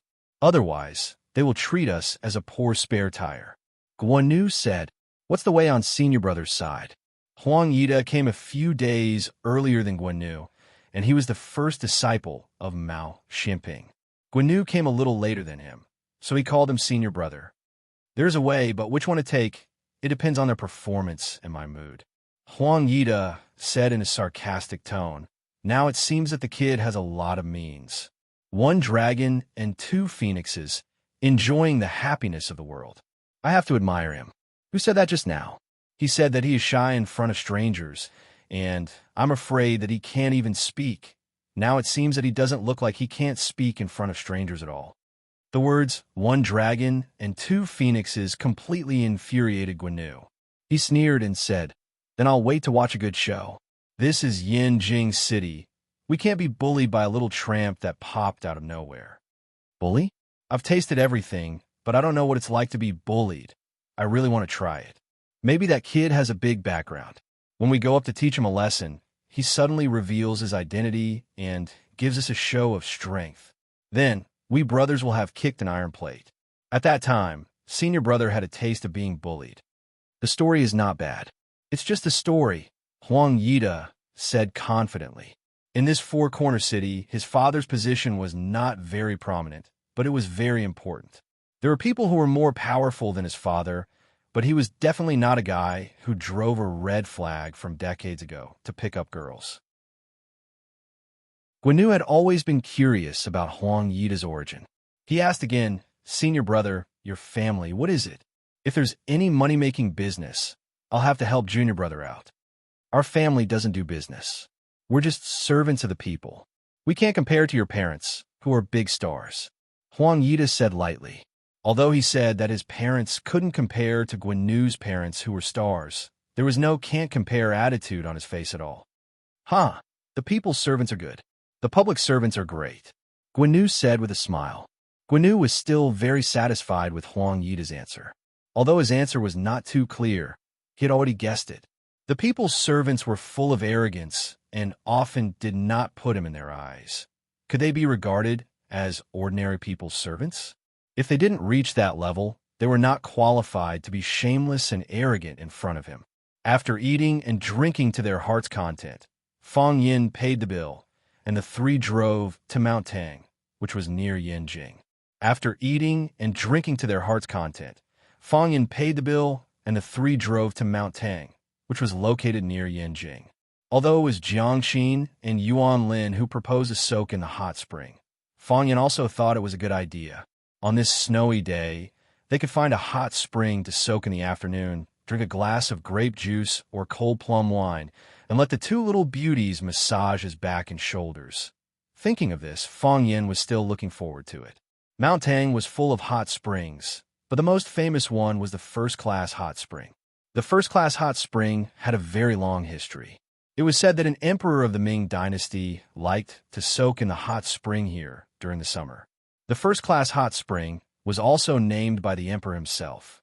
Later, after many renovations and expansions, the first-class hot spring became the largest and most luxurious hot spring villa in the Mount Tang area. After parking the car in the parking lot of the first-class hot spring, the three walked to the reception hall. A beautiful receptionist wearing a peony, Chong Sam, greeted them with a smile and asked if the three wanted to go to the public area to soak or a private courtyard to soak. Fong Yin thought about it and said, "Then let's get a private courtyard." He simply thought that there was no need to squeeze with a group of people in a big bathhouse.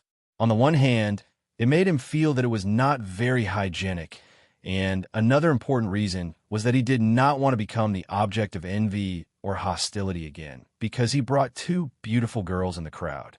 Besides, he was now well off and had hundreds of millions of cash in his card, so he did not need to care about the extra expenses. Jiang Qin and Yuan Lin looked at Fong Yin with red faces. Obviously, they had some unnecessary misunderstanding about Fong Yin. "Please follow me." The receptionist looked at Fong Yin and then looked at Jiang Qin and Yuan Lin, who came with him. She thought that this man was really lucky. The private courtyard was actually an independent courtyard. There were rooms and a living room in the courtyard where one could wash and rest. There was also a huge hot spring pool.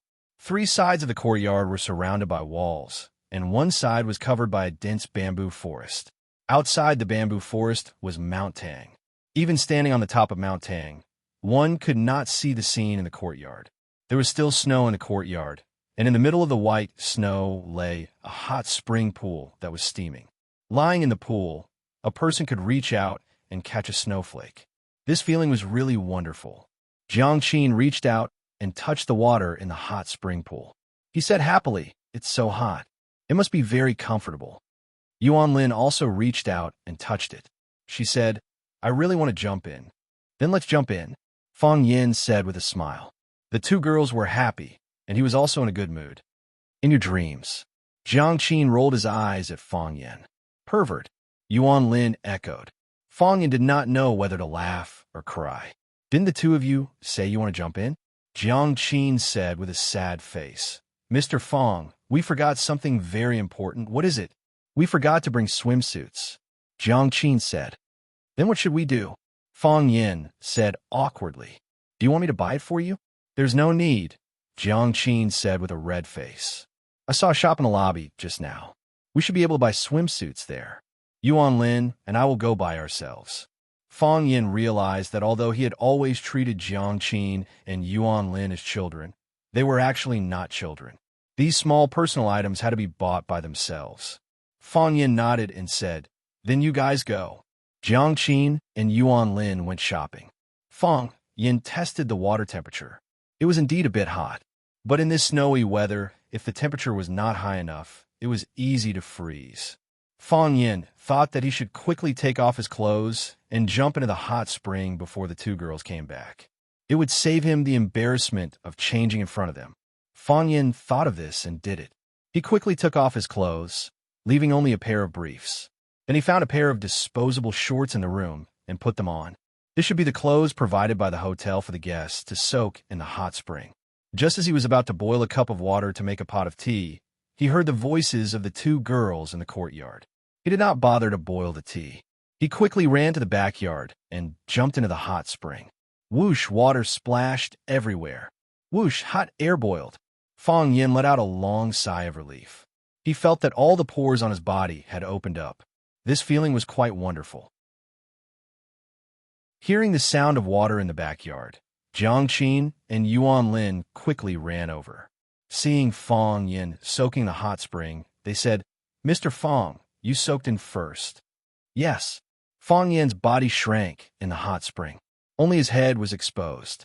He said, "I came in first to help you test the temperature. Then we'll also go and change clothes," said Jiang Qin. "Mr. Fong, don't peek," Yuan Lin said with a chuckle. "What kind of person do you think I am?" Fong Yin said angrily. "You're so young but full of mischief. What's there to see?" Fong Yin leaned his head against the stone wall at the edge of the hot spring and closed his eyes to take a nap. This was indeed a place for people to relax. After an unknown period of time, Jiang Qin's voice was heard. The girl's voice was soft and timid. She said, "Mr. Fong, can you close your eyes first?" "Close my eyes?" Fong Yin thought for a moment. He had already closed his eyes. However, after being reminded by Jiang Qin, he opened his eyes and glanced at the room. He said, "What's wrong? Why do you want me to close my eyes?" "Mr. Fong, don't peek." Yuan Lin's body was hidden behind the curtain. Only her small head was peeking out. Seeing Fong Yin open his eyes and look around, she immediately shouted mercilessly, "I didn't look. I didn't look." Fong Yin quickly explained. In order to prove his innocence, he buried his whole head in the hot spring. He held his breath for a long time. When he felt that the air in his chest had been used up, he suddenly drilled out of the pool. Then he saw two little mermaids in swimsuits sitting on the other side of the pool and looking at him with a smile. Chapter 348. A girl's mind was more meticulous. Jiang Qin not only bought a swimsuit, but also a bottle of red wine. Yuan Lin took 2 goblets from the wine cabinet and said to Fong Yin, "There are only 2 glasses. Of course, it's for me and honey. You can use the teacup." So Fong Yin held the teacup and drank the red wine. Jiang Qin and Yuan Lin clinked their glasses together and said, "Cheers." They gulped down the red wine in their glasses and giggled. "I'm so happy." Jiang Qin stretched out her body and leaned her beautiful head against the wall of the pool. She said, "How nice it would be to be like this every day." Yuan Lin lay next to Jiang Qin and said, "If it's like this every day, you don't want to learn music? You don't want to play the piano? You don't want to learn the zither?" "I'm just saying," Jiang Qin said with a sigh. "I don't really want to do that. If we slack off all day, Sister Xia Tian will be worried." "Exactly. We go sightseeing all day and soak in a hot spring. Didn't Sister Xia Tian spend so much effort on us for nothing?" Jiang Qin looked at Fong Yin and asked, "Mr. Fong, are you still going to Huaqing next year?" "Yes." Fong Yin nodded. "Why not?" "I've always felt strange." Jiang Qin looked at Fong Yin with a puzzled look and said, "You can obviously do more things. Why do you have to be a teacher?" "Because I'm an ultimate teacher," Fong Yin said. "What else can you do if not be a teacher? You're so good at martial arts. You could be a bodyguard for a big shot. You can also open a martial arts school. There will be many people learning martial arts from you. You're good-looking and no Tai Chi, even Sister Xia Tian wants to shoot a music video with you. You can enter the film industry. You can do many things." Fong Yin sipped the red wine in his teacup and said, "Since I could do a lot of things, why can't I be a teacher? Wouldn't that be a higher salary?" Yuan Lin asked curiously. "I can understand. Mr. Fong has great ideals and integrity. He wants to teach and educate people and have students all over the world. However, didn't Mr. Fong need to think about making money? You have to live, you have to raise a family, you'll have a wife and children in the future. I'm sure you won't believe me if I say this," Fong Yin said seriously. "I'm a man who treats money like dirt." Jiang Qin and Yuan Lin couldn't believe it, especially Yuan Lin. Mr. Fong had accepted her mother's bribe to tutor her in order to save money for a meal. "I'm not lying," Fong Yin said with a smile. "I have hundreds of millions in my card. Tell me, if money isn't shit to me, what is it?" Both of them felt that Fong Yin was bragging or going crazy. How could he have hundreds of millions? Hundreds of millions of people rented in urban villages and took the bus to and from work every day to eat in the school cafeteria. Besides, how could a high school teacher save so much money? It was impossible to save for a lifetime without eating or drinking, right? "Mr. Fong, stop joking. That's right. We don't mind you being poor."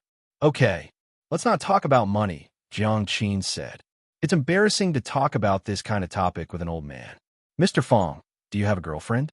"No," Fong Yin said. "Why are you asking about this?"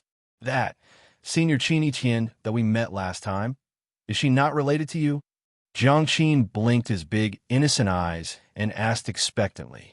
Fong Yin took the students of Class 9 to the urban village to learn the text, Alley in the Rain. As a result, Chini Tian had blisters all over her feet after acting as the lilac girl for a whole day. She couldn't even walk. Fong Yin took her to a roadside milk tea shop to apply medicine, but they were discovered by a group of young girls nearby.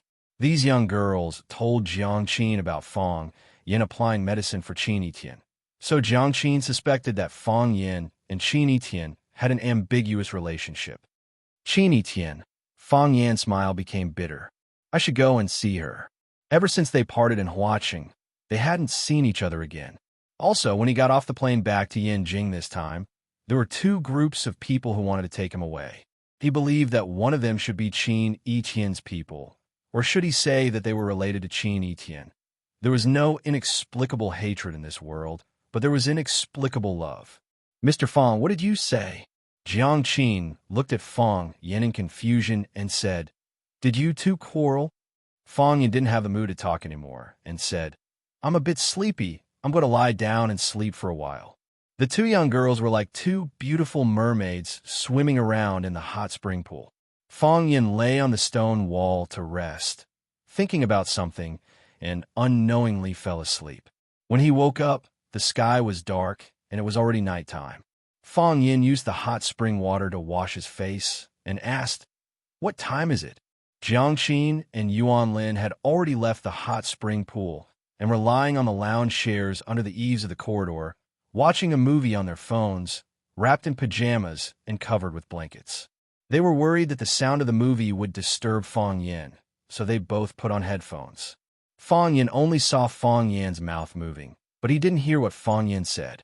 Jiang Qin took off his headphones and said with a smile, Mr. Fong, you're awake. What did you say? What time is it? Fong Yin asked. It's past 5 o'clock, Jiang Qin said. You've slept for a few hours. I'm sorry to have kept you waiting, Fong Yin said with a guilty expression. Wait for me. I'll get up now. Are you hungry?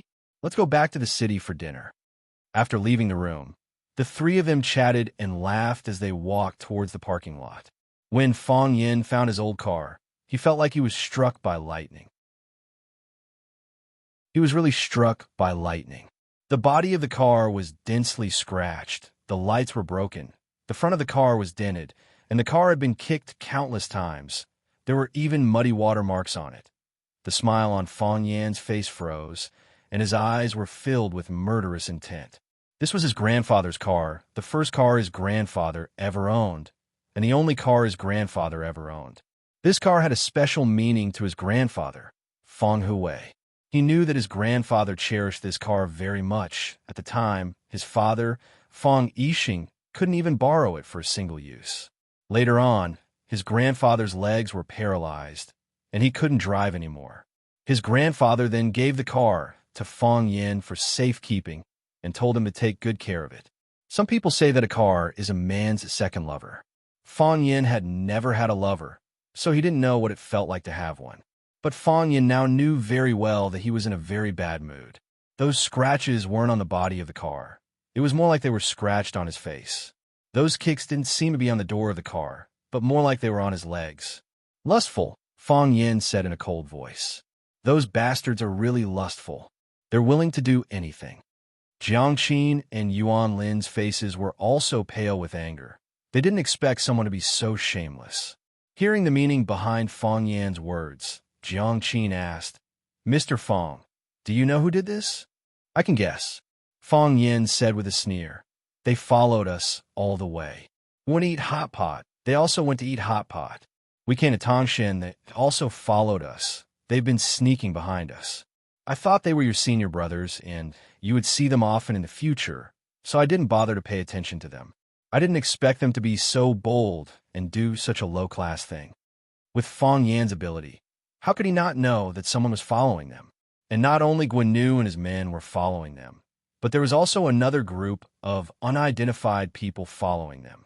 The difference was that Guan Yu and his men's tracking skills were so bad that it was difficult not to find them. But the other group of unidentified people's tracking skills were extremely brilliant. They appeared and disappeared, and they changed cars twice in a row on Tangshan Road. That was to say, at least a group of people were following them. These people were the ones that Fong Yin was really wary of. Guan Yu and his men were just a side character. In Fong Yan's eyes, they were just two big boys who fell in love with a girl in the same class. Whether it was for the sake of Jiang Qin and Yuan Lin's future studies, or for the sake of Xia Xia's face, he didn't want to have any disputes with them. He knew that they had arrived at Tongshan, and he also knew that they had arrived at this first-class hot spring. But this first-class hot spring was so big. If they could soak in it, why couldn't others? He didn't expect that they dared to vent their anger on Fong Yan's old car when they couldn't find them. Damn it. Mr. Fong, you mean? It was Guan Nu and his men who did it? Jiang Qin now understood who the murderer was. They followed us to Tongshan. Why would they do that? They usually look quite gentle, but it turns out that they are dogs in sheep's clothing. These two people are so annoying. Yuan Lin also said angrily, "Shall we call the police? Arrest them." The parking lot was huge, and it was freezing cold, so the security guards rarely patrolled outside. When encountering this kind of thing, they should naturally find the security guards of the first-class hot spring to solve it. The final solution was to pay some money. Fong Yan didn't want to let the two bastards go so easily. He squatted down to check the footprints on the ground, and then began to search forward. Jiang Qin and Yuan Lin wrapped their windbreakers tightly and followed behind. Jiang Qin couldn't help but ask, "Mr. Fong, what are you looking for? There are so many footprints and even car prints. Can you find them? Would they have run away long ago? After doing such a thing, they can't help but want to see my exasperated look. They probably won't leave now."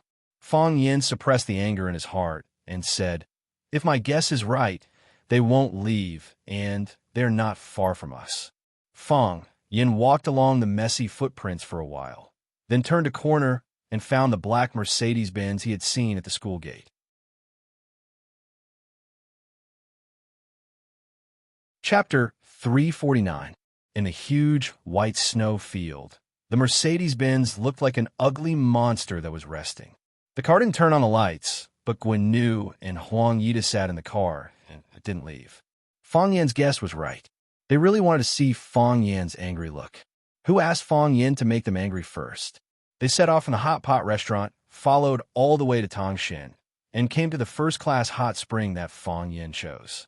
They pretended to be Fong Yan's friends and ran to the front desk to ask where Fong Yan and the other two girls went. Although the receptionist had the duty to protect the privacy of the guests, she didn't tell them the specific room number, but she strongly recommended the private courtyard to them and said that their friends also lived in the private courtyard. Guan Nu and Huang Yida certainly knew what the private courtyard meant because they had brought other women to experience it before. In that small courtyard, they stripped those women like naked little white sheep. Now two men lived in a private courtyard. What was going on? Guan Nu and Huang Yida were burning with anger. They had the urge to drag Fong Yan out and beat him up. Even Jiang Qin and Yuan Lin hated them. They felt that these two women didn't know how to love themselves. They casually followed a man into the private courtyard known as the Lover's Courtyard. How could they end up well? They couldn't find Fong Yan, but they found Fong Yan's old car. The two couldn't calm down, so they vented their anger on his car. They felt uncomfortable in their hearts, but they couldn't let Fong Yan's life be too easy. They created a little trouble for him, and then hid on the side to watch them make a fool of themselves. They would find a chance to teach the kid a lesson and find a way to push the two girls down on the bed. In their hearts, since Jiang Qin and Yuan Lin didn't know how to love themselves, they didn't deserve their continued love. Their position was just right, so they could sit in the car and see what was going on around the old car. They saw Fong Yan walking over with two girls, talking and laughing. They saw Fong Yan's angry expression, and they saw Fong Yan crawling on the ground to search for them. It had been 3 hours since the car was destroyed, and the business of the first-class hot spring was especially good today. There were cars coming and going in the parking lot, and there was an endless stream of people. The footprints they left a few hours ago had long been crushed by the wheels of the car and trampled by other customers. How did he find his way here? Was he born in the year of the hound? Fong Yan stood outside the car while they sat in the driver's seat and the passenger's seat. They could see Fong Yan outside, and they knew that Fong Yan must have seen them. Fong Yan knocked on the window, and Guan Nu had to roll down the window. Because of his guilty conscience, Guan Nu wanted to greet Fong Yan naturally, but he couldn't do it. He smiled very reluctantly and said, "Why are you here? We just finished soaking in a hot spring and are about to drive back." Fang Yin looked at Guan and Huang Yida expressionlessly and said, "I'd rather you beat me up than run to cut my car." Guan expression was slightly stiff, and he said with a smile, "What are you talking about? I don't quite understand. I'm a smart person, and you're too stupid." "I know it was you who did it," Fang Yin said. "Otherwise, why would I come to you when there are so many cars in this parking lot? Do you have any misunderstanding about us?" Huang Yida said lazily. Since they had fallen out, he was not going to give Fang Yin any face. His prince's disease came back again, and he said arrogantly and coldly, "It's the first time we've met, and we're not very familiar with each other, so Guan drive. Don't waste time on some ignorant people." Guan smiled and said goodbye. They were very calm, and didn't even look at Jiang Qin and Yuan Lin, who were staring at them angrily. Jiang Qin grabbed the window and shouted angrily, "Guan, do you have any shame? Why did you smash other people's cars? Did Brother Fang offend you?" "Exactly. I used to think you were good people, but I didn't expect you to do such a shameless thing." Yuan Lin stood on the side and said, "Do you like us? If you like him, then be brave and chase him. If you can challenge Brother Fang like a man, I will look up to you. Don't you feel ashamed that you only know how to do such sneaky things? Even dogs despise such men. Don't be so ungrateful." Guan face became gloomy. "Who do you think you are? Like you? Why don't you take a piss and look at yourself? You're just two peasant girls. If it weren't for senior sister Xia, who would care about you? The Academy of Music is short of everything, but there is no shortage of good-looking women. I could go to school with my eyes closed and pull one to look better than you." Huang Yida sneered. "Fighting for a woman? Do you deserve to make me do such a thing?" He was really a very proud and very tsundere man. In his eyes, beautiful women were like cabbages that he could eat at will. He could fry them if he wanted. Of course, he could really do that. After listening to his words, Jiang Qin and Yuan Lin were very angry, and Fang Yin was even more furious. In his heart, although Jiang Qin and Yuan Lin were still children, they were both very beautiful children. More importantly, they were his students and the juniors of his friends.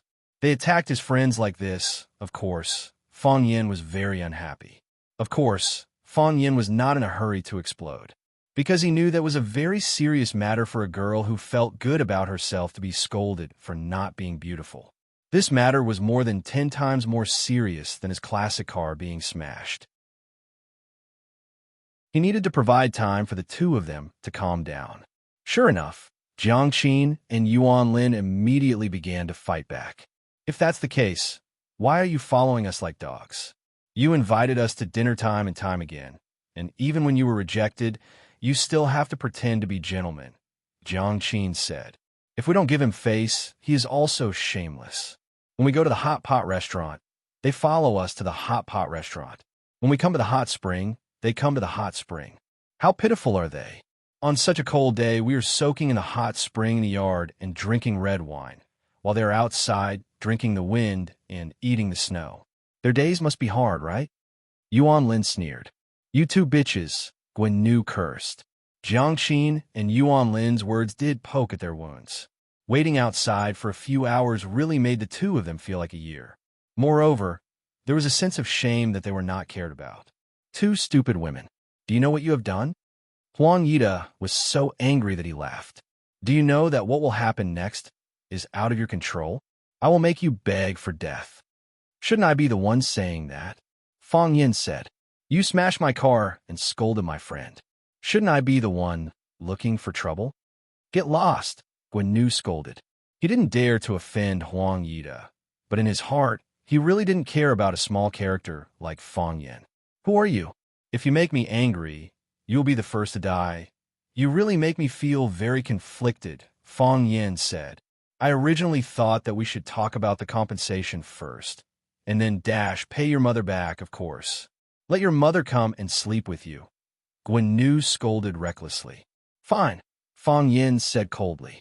This problem is solved. Fang Yin grabbed Guan's head and slammed it against the steering wheel. Clang. Before Guan could fully react, his forehead had already hit the steering wheel. Fong Yin angrily hit with great force. Just one hit made his head bleed, and the blood flowed into his eyes, making it difficult for him to see. Clang! Fong Yin grabbed Guan Yu's head and slammed it against the steering wheel again. With just 2 hits, Guan Yu actually fainted.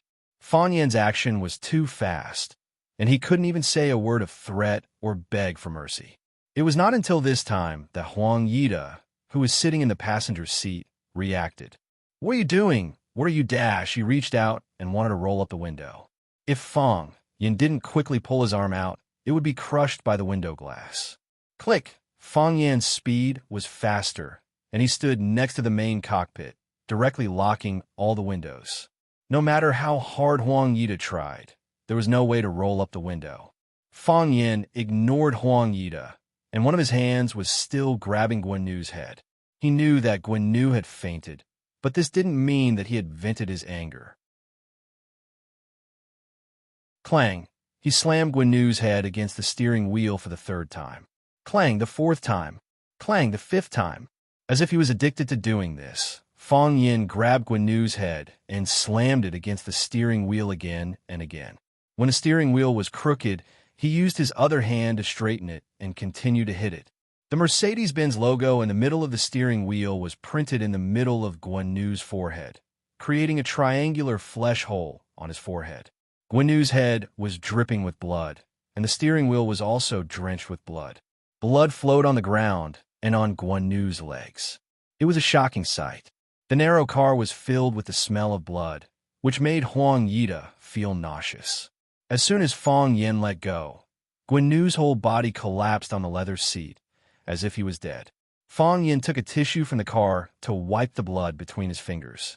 He looked at Huang Yida and asked, "Do you know that the next thing is out of your control? I'm going to make you beg for death. This sentence should be said by me."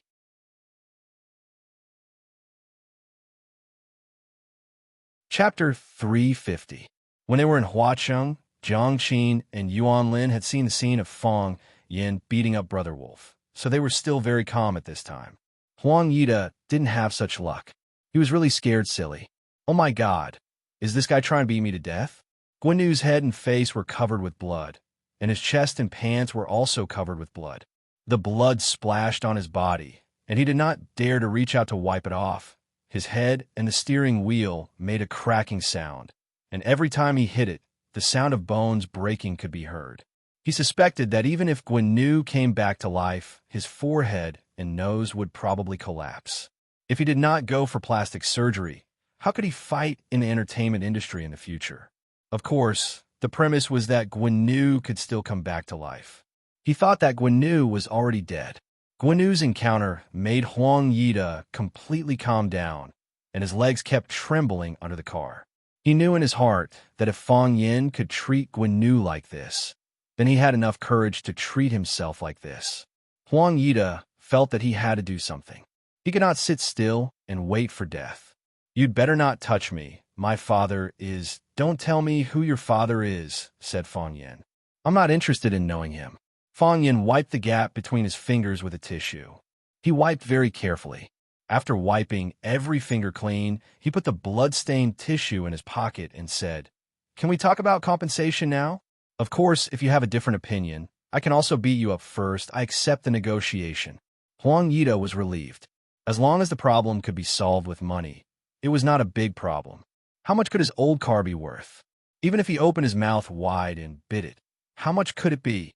As long as he walked out safe and sound today, there would be plenty of opportunities to get back at him in the future. He was very confident about this. "Get out of the car," said Fong Yin. In the past, if Fong Yin had used a commanding tone to order him to get out of the car, he would have rolled his eyes and called him an idiot. But with the visual impact of Guan Yu being beaten to death in front of him, he did not have any courage to resist. He opened the door and got out of the car, but he still didn't have the guts to walk up to Fong Yin. Fong Yin looked at Huang Yida, who was standing in the wind and shivering, and said, "Since you agreed to compensate, I won't bully you. You'll pay me what the car is worth, 10 million up front. If it's not enough, I'll ask you for more." Huang Yida stared at Fong Yin with wide eyes and said, 10 million? What kind of expression is that? It's like I'm deliberately tricking you. Fang Yin said with a displeased expression. Huang Yida felt so wrong that he was about to cry. He thought to himself, "You're not deliberately tricking me. You're already prepared to bury me." 10 million. 10 million can buy a Bentley, 2 Ferraris, more than a dozen Mercedes-Benz and BMWs. Brother, if I'm not wrong, the car you drive is called Hongqi, right?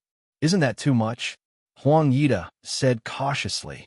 Although he had already planned to solve the problem with money, he didn't think that he would be cheated so badly. How about this? Your car is already old. I'll call to order a new car for you, a new BMW. You can pick up the car when you get back to the city and drive it home today.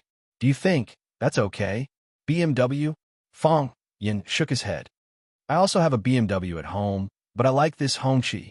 Huang Yida sneered in his heart. He thought to himself, will you die if you don't brag? You have a BMW at home, but you don't drive it. You drive such a broken Hongqi to pick up girls? Is there something wrong with your brain? Of course, Huang Yida didn't dare to say such words. He was afraid that Fang Yin would beat him, but he didn't have the confidence to beat Fang Yin. Since you like Hongqi, then I'll buy you a Hongqi. Huang Yida said. That's fine too. Fang Yin said. I want the same Hongqi. Of course, I'll buy you the same Hongqi. Huang Yida laughed in his heart. This idiot, a BMW doesn't want a Hongqi. I really like your stupid acting. Fang Yin seemed to see through Huang Yida's thoughts and said with a smile, I hope you can buy it. My Hongqi is the third-generation domestic Hongqi that I bought 56 years ago.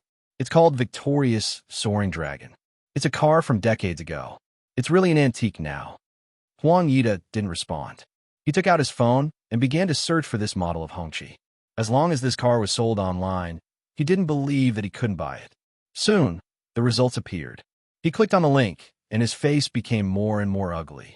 The third-generation domestic Hongqi, which was the Victorious Soaring Dragon, was priced at 570,000 yuan 56 years ago.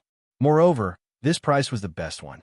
The Victorious Soaring Dragon only had one top-tier car. Of course, this price wasn't something difficult for Huang Yida to accept. After all, his annual New Year's money and the earnings from some of the stocks he invested were enough for him to pay the compensation.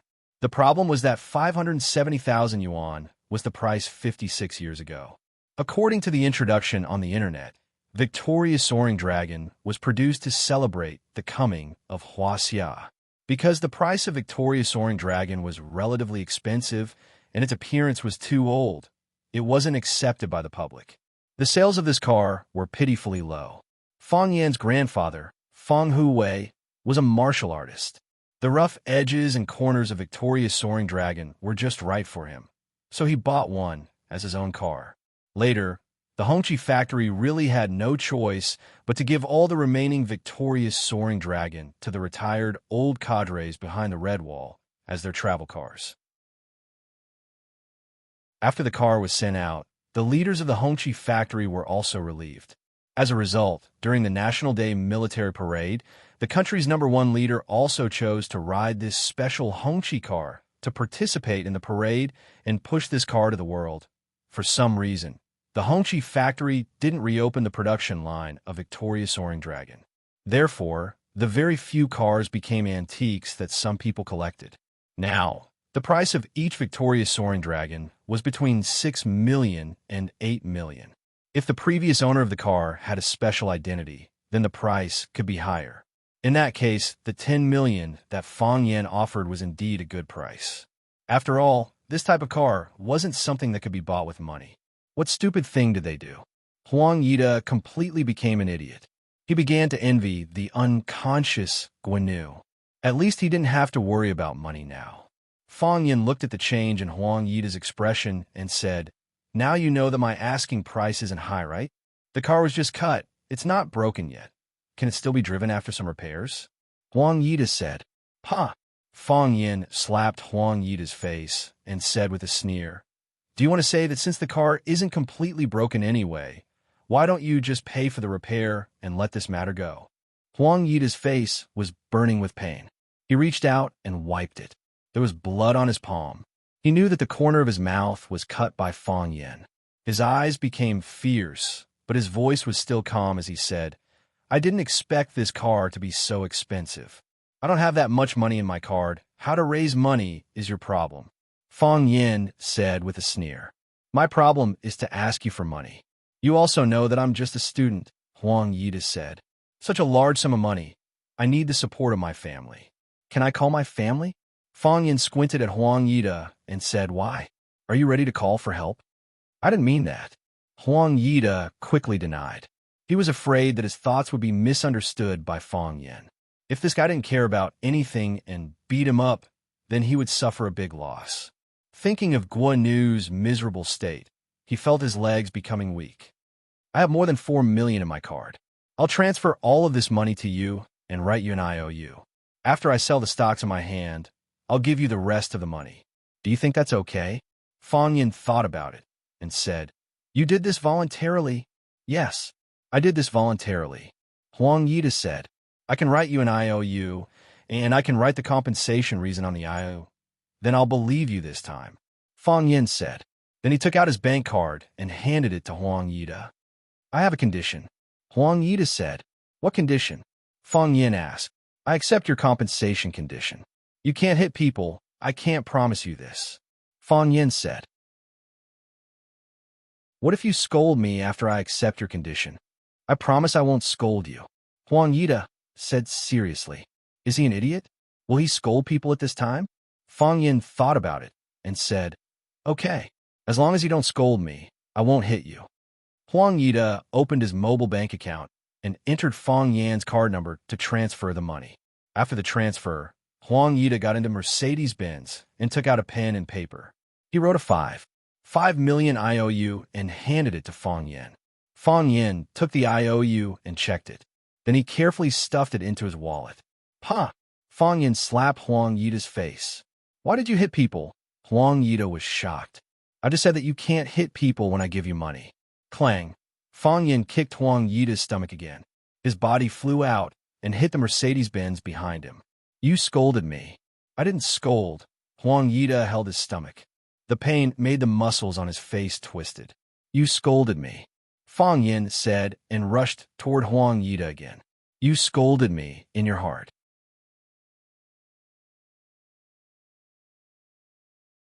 Chapter 351. Bang! Fong Yin punched Huang Yida on the left side of his face. Bang! Fong Yin punched Huang Yida on the right side of his face. Hey, how dare you stare at me? Fong Yin punched him in the mouth. Mr. Fong, stop! Jiang Qin ran up and pulled Fong Yan's arm to stop him from hitting. Mr. Fong, Yuan Lin shouted, Mr. Fong, and rushed up to hold Fong Yan's waist. Yuan Lin's behavior made Jiang Qin very dissatisfied. You can stop the fight, but why did you hold him? So, she reached out and held Fong Yan's arm in her warm arms, saying, Mr. Fong, you can't hit him anymore, or he will die. Are you worried about him? Fong Yan asked with a smile. We are worried that you will kill him and have to bear the responsibility, Yuan Lin said. Then I won't hit him. Fong Yan was very satisfied with the girl's answer. Although he regarded them as children, he also hoped that he was the most handsome uncle in their eyes, or the big brother.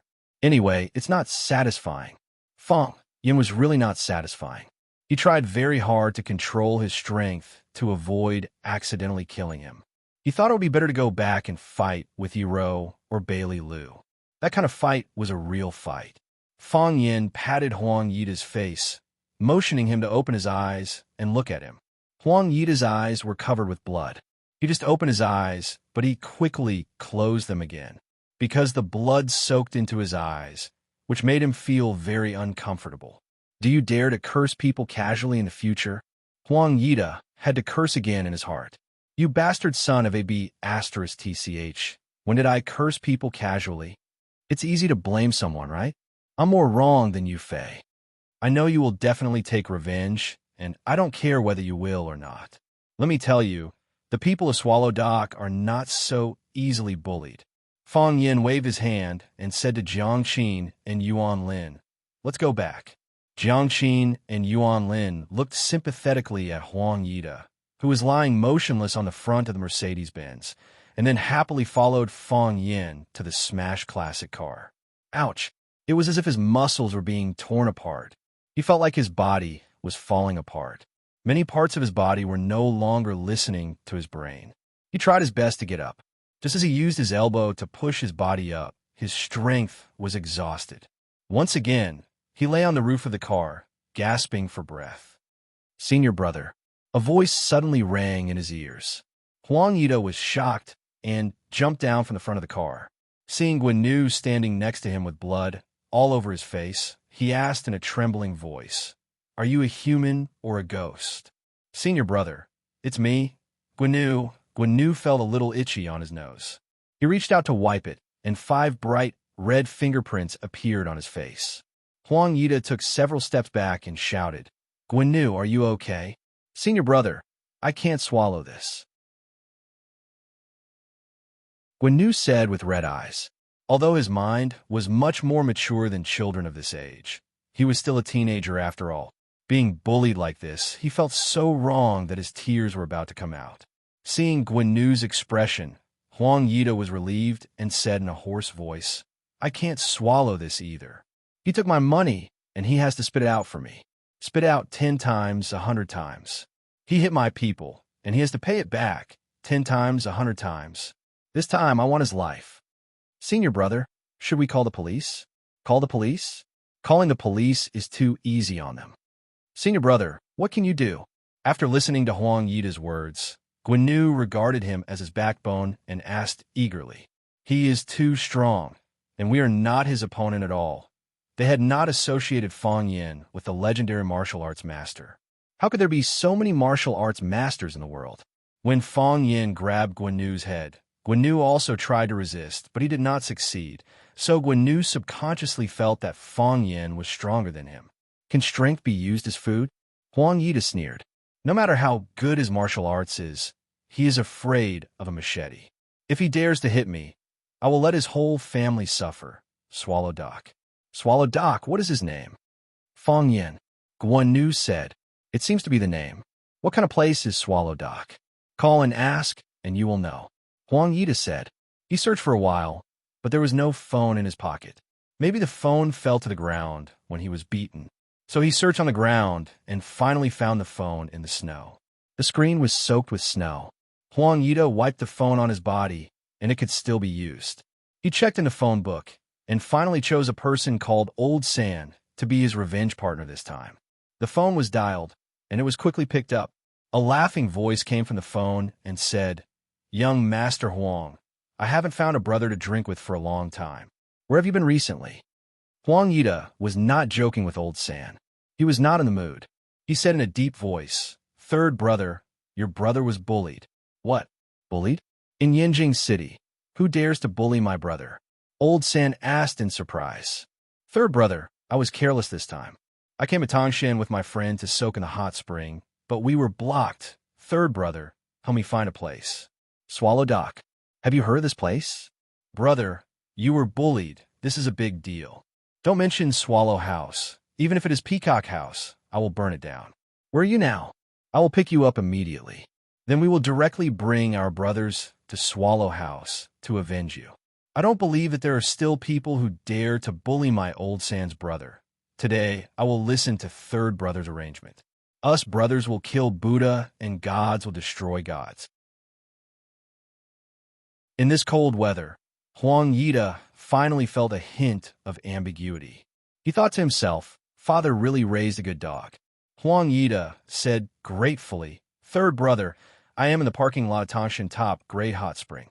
My friends and I are injured. We may not be able to drive. Today we will rely on you, brother." "Don't mention it. We are brothers after all," Third brother said straightforwardly. Hanging up the phone, Guan asked with concern, "Senior brother, what did you say?" Huang Yida opened the car door and sat inside, saying, "We will rest in the car. Someone will come to pick us up in a while." Guan also opened the car door and sat inside, saying, "Then Fang Yin, go to Swallow Dock and set them on fire." Huang Yida said fiercely, "I want them to die without a burial place." "Great," Guan said happily. "Then catch those 2 little bitches, make them kneel down and sing Conquer to us. At that time, I'm afraid their mouths won't have time to sing Conquer anymore," Huang Yida said with an obscene smile. "Since they did something wrong, they have to be punished. Since they don't want to accept the toast, then let them drink yellow soup. Stinking bitch. If it wasn't for those two, would we be in this situation? That's right. Guan thought of the injuries he had suffered, and his hatred also surged. Don't fall into our hands, or else. Huang Yida suddenly thought of a question and asked, when did you wake up? What? Guan was stunned and said, I just woke up. I hope so.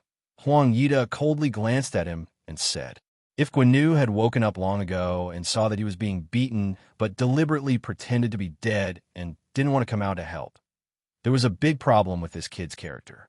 GA, the big tyranny at the front of the motorcade that was responsible for opening the road stopped, the first car stopped, and the 4 cars following behind all stopped. The door was pushed open, and a long-haired man in leather jumped out of the tyranny car. He walked to the stone sign at the entrance of the village, looked at it, and shouted, Swallow Fort. This is Swallow Fort. It's written on the sign. Get off. The bald man in the back seat of the tyranny car shouted into the walkie-talkie, and the cars behind all opened their doors. More than a dozen men in black jumped out with all kinds of weapons in their hands and gathered towards the stone sign. The bald man grinned, revealing 2 big golden teeth in the middle, and said to Huang Yida, sitting next to him with a smile, Brother, this is Swallow Fort, a place where even birds don't shit. If it wasn't for the GPS, we wouldn't even know where this place is. Huang Yida looked at the group of men in black standing in the cold wind, and his confidence was unprecedentedly high, saying, Third brother, I can't thank you enough. You've seen the grievances I've suffered. This is the most shameful day for me as a brother. Today, it's up to you to make the decision for me. Guan mouth was crooked, and he pointed to the village and said, Beat them. Beat them until their mothers can't recognize them. Today we'll follow Third Brother, and watch Third Brother take your iron-blooded brothers to kill gods and destroy Buddhas. Third Brother took out a cigarette from his pocket, lit it, and, after spitting out a mouthful of smoke, he said lightly, It's a piece of cake. Third Brother opened the door and got off, and Huang Yida and Guan also got off. In this desolate suburb, the cold wind was even colder. Huang Yida and Guan were both seriously injured, so the coldness reached their bones. Third Brother swept his gaze over his brothers in a dignified manner and shouted, Let's end this quickly. Brothers, you haven't eaten yet. When we get back, Third Brother will treat you to a hot pot, big meat, and good wine. Huang Yida also shouted and said, Everyone has a red packet of 10,000 yuan. Ow! The black-robed men shouted excitedly.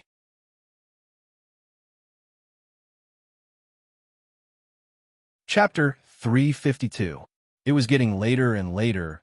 The sky was getting darker and darker. The wind and snow that had stopped for half a day started flying again. The goose feather-like snowflakes and ice cubes inlaid a layer of protective film on the stone tablet. Most of the surface of the tablet was covered, only revealing a small area in the corner. Swallow Fort.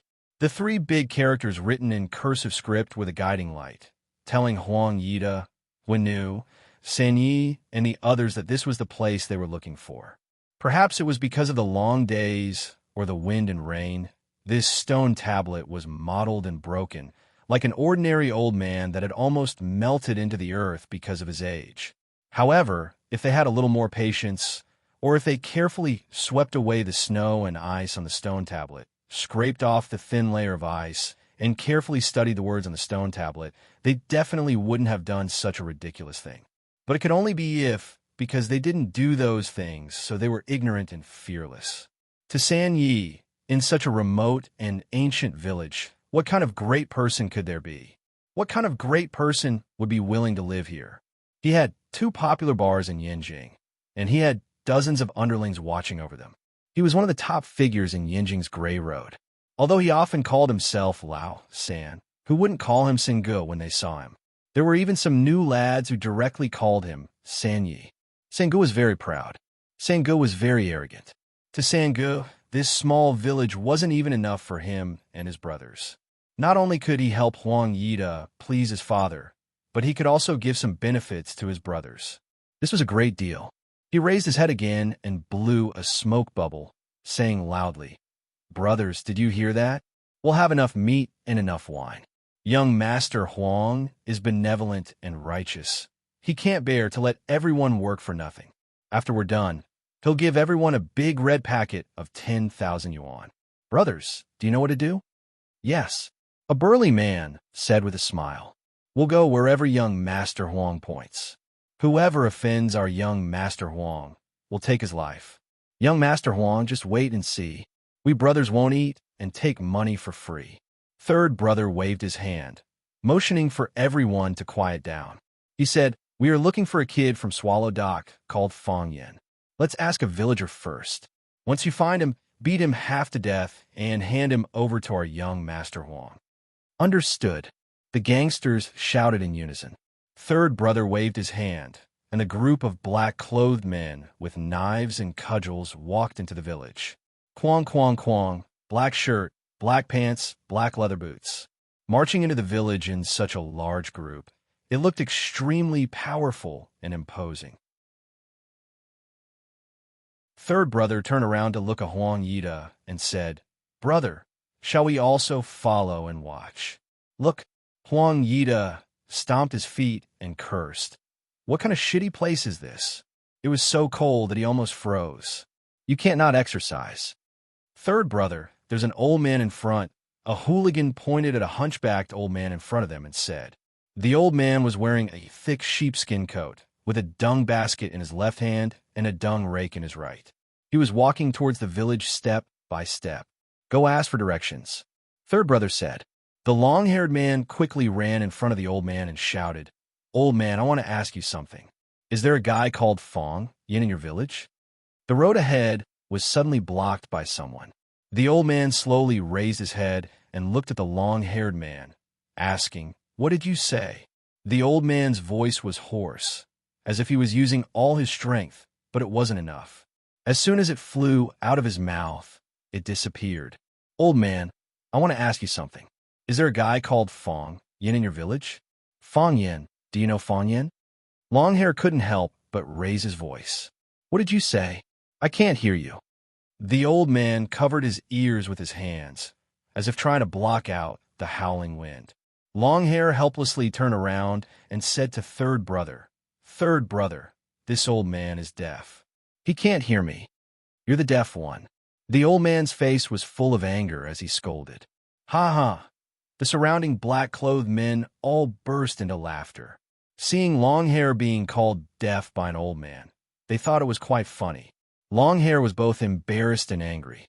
He pointed at the old man and scolded, "Old man, are you **king messing with me? You can't hear me when I ask you a question, but you can hear me clearly when I call you deaf. Are you deaf or not?" "Some words can be heard, and some words can't," the old man said aloud. "If you can't hear, then don't let it in. Don't dirty your ears." "Old man, who are you saying can't be heard?" Longhair reached out to grab the old man's leather jacket. "Do you believe that I can't kill you with one punch?" "You can't kill me with one punch," the old man said. He didn't retreat, but his body trembled a little. Yes, it was just a slight tremble, and Longhair's hand that was about to grab his jacket missed. Longhair was a little surprised, thinking that it was because of his carelessness. Seeing the mocking gazes of his brothers, he became even angrier and slapped the old man's head. If this slap landed with the old man's old and decaying body, he would probably faint on the spot. "Ah!" A miserable cry rang through the night sky and tore apart the tranquility of the village. It wasn't the old man who shouted, because his voice wasn't that sharp and loud. It was the Longhair who had attacked. He was the one who slapped the old man's head, but in the end, it was the old man who hit his face with the feces rake in his hand. Longhair covered his face, which was gouged by the feces rake, and screamed. The black-clothed men who had gathered around to watch a joke were all dumbfounded, not knowing what happened. "Cripple this old thing," someone shouted after coming back to his senses. A man with a buzz cut raised a steel pipe and smashed it at the old man. The old man raised his hand and slammed the feces basket on his head. The animal feces inside poured over his head and face. He jumped and wiped with all his might, but the stench was still overwhelming. He rolled on the ground, trying to use snow to wipe off the feces on his body. Someone is bullying great-grandpa. A strong-looking child stood at the entrance of the courtyard, peeing, and shouted after seeing the scene in front of him. Thus, two women rushed out of the house with a spatula and a rolling pin in their hands. The woman with the spatula slapped the face of the young man with the machete. The old lady with the rolling pin was even more ferocious. She threw the rolling pin in her hand from afar. The rolling pin flew towards the crowd with a whistling sound. Bang! The two black-clothed men were hit by the rolling pin. The one who was hit in the face screamed and fell to the ground, while the other one who was hit in the head directly fainted. This was the prelude to the battle. Wooden doors opened one after another, and countless men, women, and even children ran out of the houses. "I'll poke your eyes, Dash." A beautiful little girl used two dragons' dazzling eyes to poke the black-clothed man's eye socket. "You dare to hit my seventh granduncle. I'll fight you, Dash." A hot-tempered young man sent a black-clothed man flying with a punch. Before he even landed, he pounced on him again. So what if he's a hooligan? What's so great about being a hooligan? Aren't hooligans supposed to be bullied? A middle-aged man wearing a white gown threw out a punch with every curse. The black-clothed man was like a human dummy in front of him and had no chance to fight back. "Big brother." A little boy patted the black-clothed man's knee and shouted with a childish voice. The black-clothed man lowered his head. The little guy stuck out his tongue and said, "I want to play with your bird, Dash." The man covered his crotch and let out a tragic cry. There were too many villagers who ran out of Swallow Fort, and the dozen hooligans that third brother brought with him weren't enough. At first, it was a dozen hooligans bullying an old man. Then it was a villager from Swallow Fort against a hooligan, and finally it was a few villagers ganging up on a hooligan. There were even some who tried to snatch him away. "Grandma Lee, you're old. This kind of fighting and killing isn't suitable for you. Leave these little thieves to me." First wife of the Lin family. You're pregnant with a baby. You need to take care of it. Don't touch it. Come, leave the one under your hand to me. Don't worry, I'll beat him up however you want. Or Guzzy, you little boy, get out of my way. Your father didn't even get one. What are you doing here? In the end, the old man who collected dung had nothing to do. He picked up his dung rake and basket from the ground, shoveled the animal dung on the ground into the basket again, grinned and said, "During the war, the army didn't dare to enter Swallow Fort.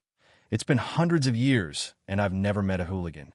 This old man has lived for so long, but it's the first time I've encountered something like this. Fresh." Huang Yida and Guinu were dumbfounded. It shouldn't be like this. The plot shouldn't be like this. They brought hooligans, super thugs who lived on the edge of knife, took people's money to eliminate disasters.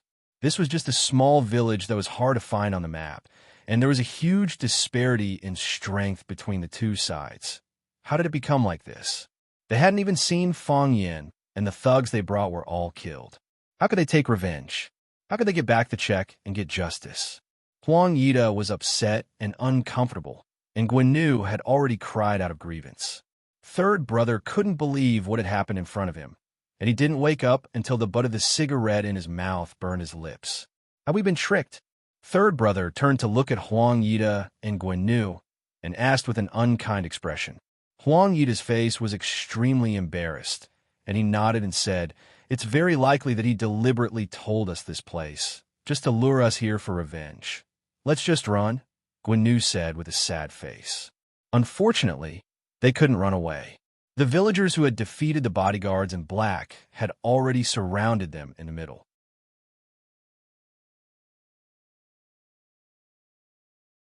Chapter 353. Third brother was a person of the scene, and a person of the scene naturally had to say some polite words at the crucial moment. He cupped his fists, bowed to the villagers present, and said with a smile, "Fellow villagers, friends and elders, is there any misunderstanding? We came to Swallow Dock with no ill intentions. We just wanted to find a person, a friend. If we have disturbed you, please forgive us.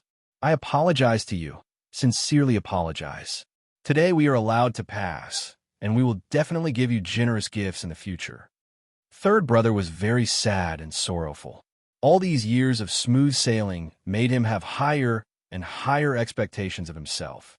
He did not allow himself to fail, and he would not allow such a humiliating failure. He wanted a 100% victory. He wanted to become a 100% king of war, like third brother. But who could explain to him what the F***CK was going on? No one responded. The villagers of Swallow Dock looked at third brother with a strange expression, as if they were looking an idiot. That, I'll say it here today, isn't it almost the new year? Give each family a pig leg and a basket of fine noodles. Third brother decided to bribe them with a large sum of money. Although these villagers were strong and could fight, they had not seen much of the world. Giving them a pig leg and a basket of fine noodles would probably make them smile from ear to ear, right? The villagers of Swallow Dock were indeed smiling from ear to ear, and even chattered in groups of 3 to 5, pointing at third brother and the others. Even if third brother, Huang Yida, and Guan couldn't clearly hear what they were saying, but from their expressions and actions, they could more or less guess something. Look, these 3 idiots. Huang Yida wanted to cut the Gordian knot and solve the problem quickly. He felt that the more they delayed, the more disadvantageous it would be for them.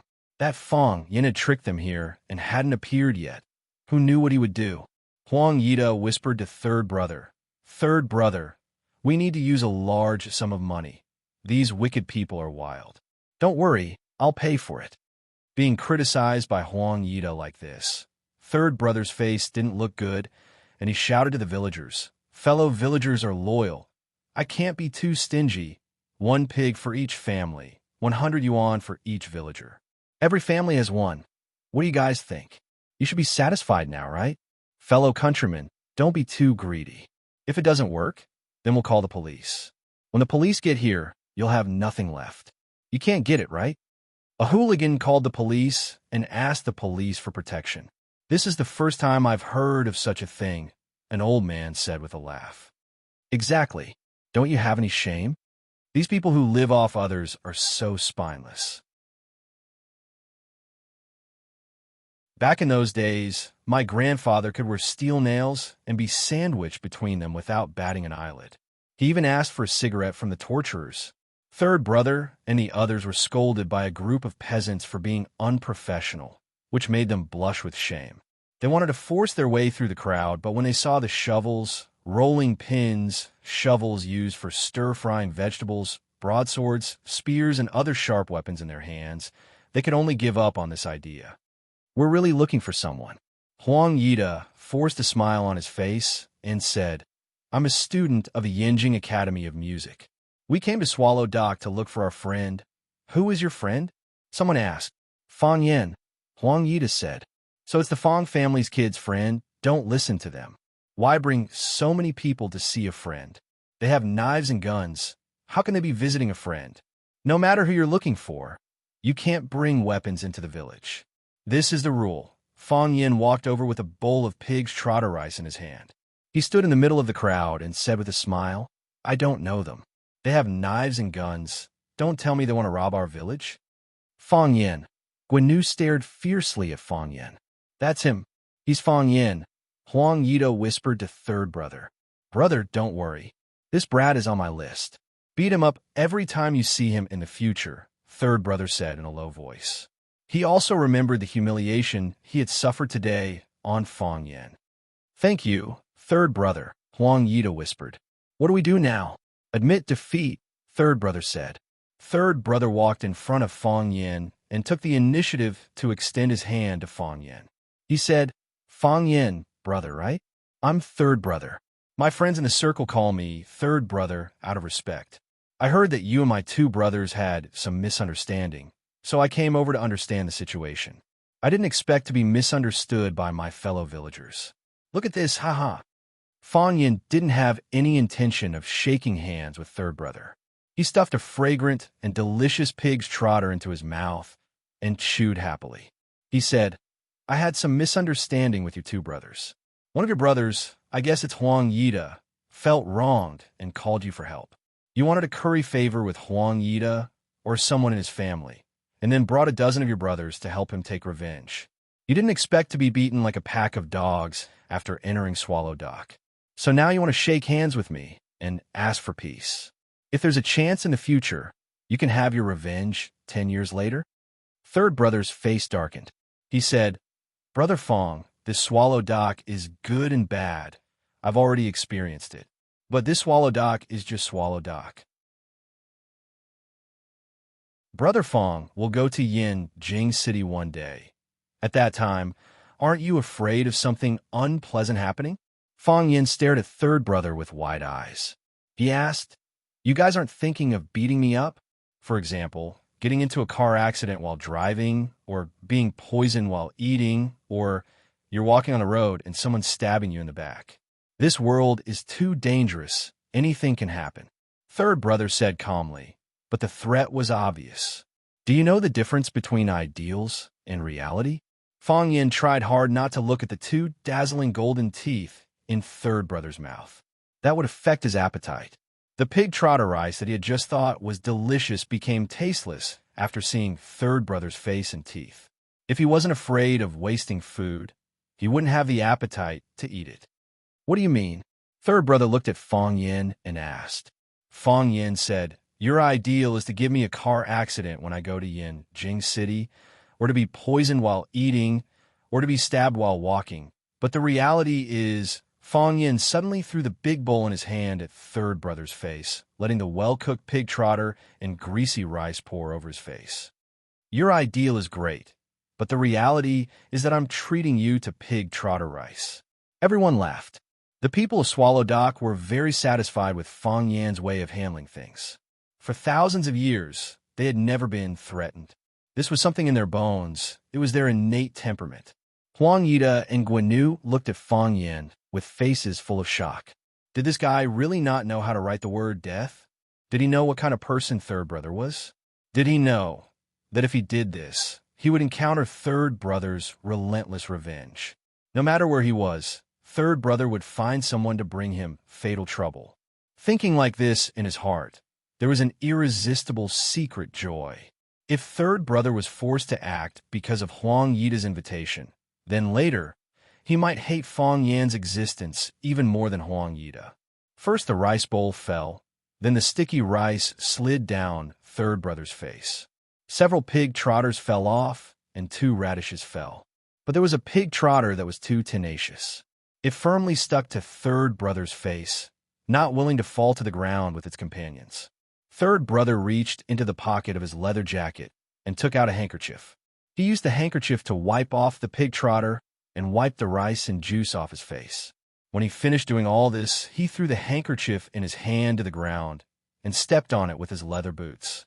He rubbed it left and right, pressing the handkerchief deep into the soil as if it had never appeared. Third brother looked at Fong Yin and said, Killing someone is just a big scar.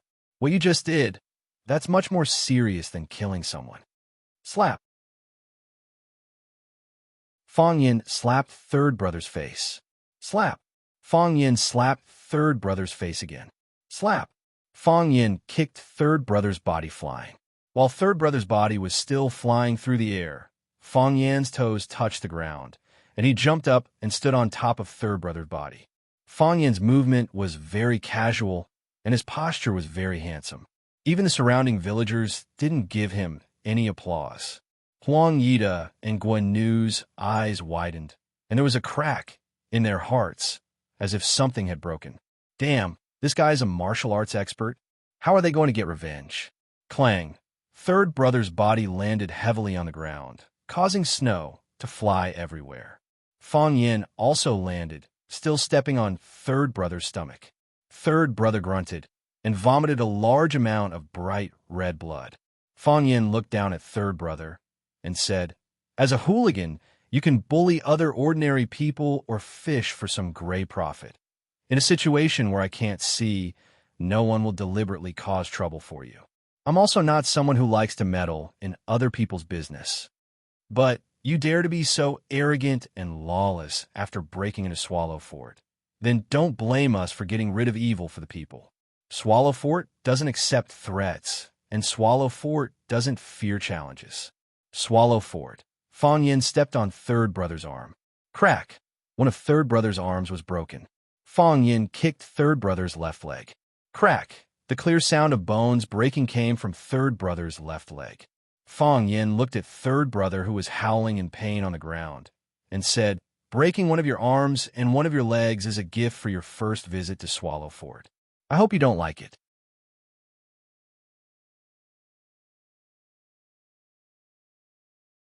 Chapter 354. Some people are pitiful because of the poverty of life. Some people are pitiful because of the poverty of IQ. The former can be changed, the latter can't be saved. Fang Yin dealt with the third brother with a gorgeous move, leaving him twisting and howling in the snow. He waved to Huang Yida and Guanu and said, "Come here." Huang Yida and Guanu looked at each other, and their eyes were full of fear and horror. Fang Yin laughed and said, "Come here. I won't hit you." Huang Yida and Guanu still didn't dare to come forward. Instead, they took a few steps back. For Huang Yida, he didn't even believe in the punctuation of Fang Yin's words. "Before, we clearly discussed that you won't hit me if I give you money, but you still beat me to death. How can I believe that you won't hit people now? If I want to hit people, you won't be able to run away, right?" Fang Yin said with a smile.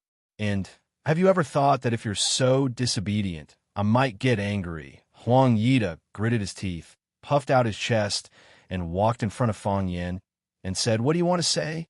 Clang! Fang Yin kicked Huang Yida's chest. Huang Yida couldn't bear such a force. His body fell to the ground, and then kept rolling forward. It wasn't until he was blocked by a child's mischievous kick that his body stopped. Fang Yin walked in front of Huang Yida and said with a smile, "To tell you the truth, I'm very grateful to you. I hoped you would come, but I didn't expect you to really come and bring me such a big surprise. The reason why I hit you is because I want you to remember, to let you know, don't always think you're number one in the world. In fact, you're just a fart in the eyes of many, in my eyes too. I'm not afraid of your revenge, but I don't want Jiang Qin and Yuan Lin to be hurt in any way." Fang Yin patted Huang Yida's face and said, "Can you promise me?" "Yes." Huang Yida gritted his teeth and said. The corner of his mouth began to bleed again. The old wounds had not yet healed, but new ones had appeared. He felt that if he stayed with Fang Yin any longer, he would definitely bleed to death. Fang Yin was a dangerous person, the most dangerous person he had ever met. "No, he's a pervert." "Are you sure?" "Yes," Huang Yida said. He was very sincere when he said this, because everything that had happened today had really made him afraid. He didn't dare to easily find trouble with Jiang Qin and Yuan Lin. "I won't touch her, I won't. I promise you. I'd rather believe that there are ghosts in the world than believe a man's stupid mouth," Fang Yin said. "What should I do to make you remember it better?" Huang Yida was so scared that his whole body was trembling. He hurriedly said, I promise you, I really won't touch her. If I touch her, I'll die a horrible death. Trust me this once. They are my junior sisters. How could I possibly hurt them?" "It looks like you're really sincere," Fang Yin said with a smile. Then, he dragged Huang Yida's arm and pulled. Huang Yida opened his mouth wide and howled like a pig being slaughtered. "I don't believe in sincerity," Fang Yin said, "but I hope you can feel my sincerity." Fang Yin's way of expressing sincerity was, he forcibly broke Huang Yida's 2 arms and 2 legs. Fang Yin waved at Guanu. Guanu's body softened and fell to the ground with a plop. Don't hit me. I won't hurt them, I won't." Fang Yin sighed and said, "I didn't plan to hit you. I mean, you can drive, can you?" Fang Yin really didn't plan to hit Guanu. Guanu and Huang Yida were 2 different kinds of people. Guanu was not a good person, but he was afraid. Huang Yida was arrogant and thought that everyone in the world was not as good as a finger of his. Such a person was easy to go to extremes. Therefore, in order to prevent him from going to extremes, Fang Yin first used an extreme solution to him. Guanu looked at Fang Yin with a confused face and thought, "What does this mean?" "Take them all away," Fang Yin said. "Take them all away. Don't dirty the village." Yes. I'll take him away. Guanu got up from the ground. He didn't know why he suddenly had such great strength. He picked up Huang Yida, who was lying on the ground, and ran out of the village. The other men in black also got up from the ground. They supported each other and walked toward the parking place at the entrance of the village. There were also a few slightly injured people who ran over and dragged the immobile third brother away. The convoy rumbled for a while, then turned around and ran away from Swallow Dock towards Yanjing City. This group of people came valiantly, full of confidence and anger, but when they left, they were so miserable and embarrassed. Of course, the pain prevented them from thinking about this problem for the time being. When the convoy went far away, a man wearing a down jacket and a cotton hat came out from behind the stone monument. He looked at the convoy going away, and his face showed a dignified and worried look. When they limped away, Fong Yin cupped his fist to the surrounding villagers and said with a smile, "Uncles and brothers, sisters-in-law, and sisters, thank you for your help. I, Fong Yin, will remember this kindness." Che, the villagers scattered, and in the blink of an eye, they dragged their children home. Fong Yin saw that the old man was still standing next to him and looking at him with a smile. He hurriedly walked over, bent down to hold the old man's arm, and said, "It's such a cold day. Why did you come out to pick up feces? Isn't it much more comfortable to stay at home, roast firewood, and drink a cup of yellow wine? I'm old, so I want to come out and see more. I'm just afraid that one day when I close my eyes, I won't be able to see anything anymore. I haven't seen enough of this Swallow Fort yet," the old man said with a laugh.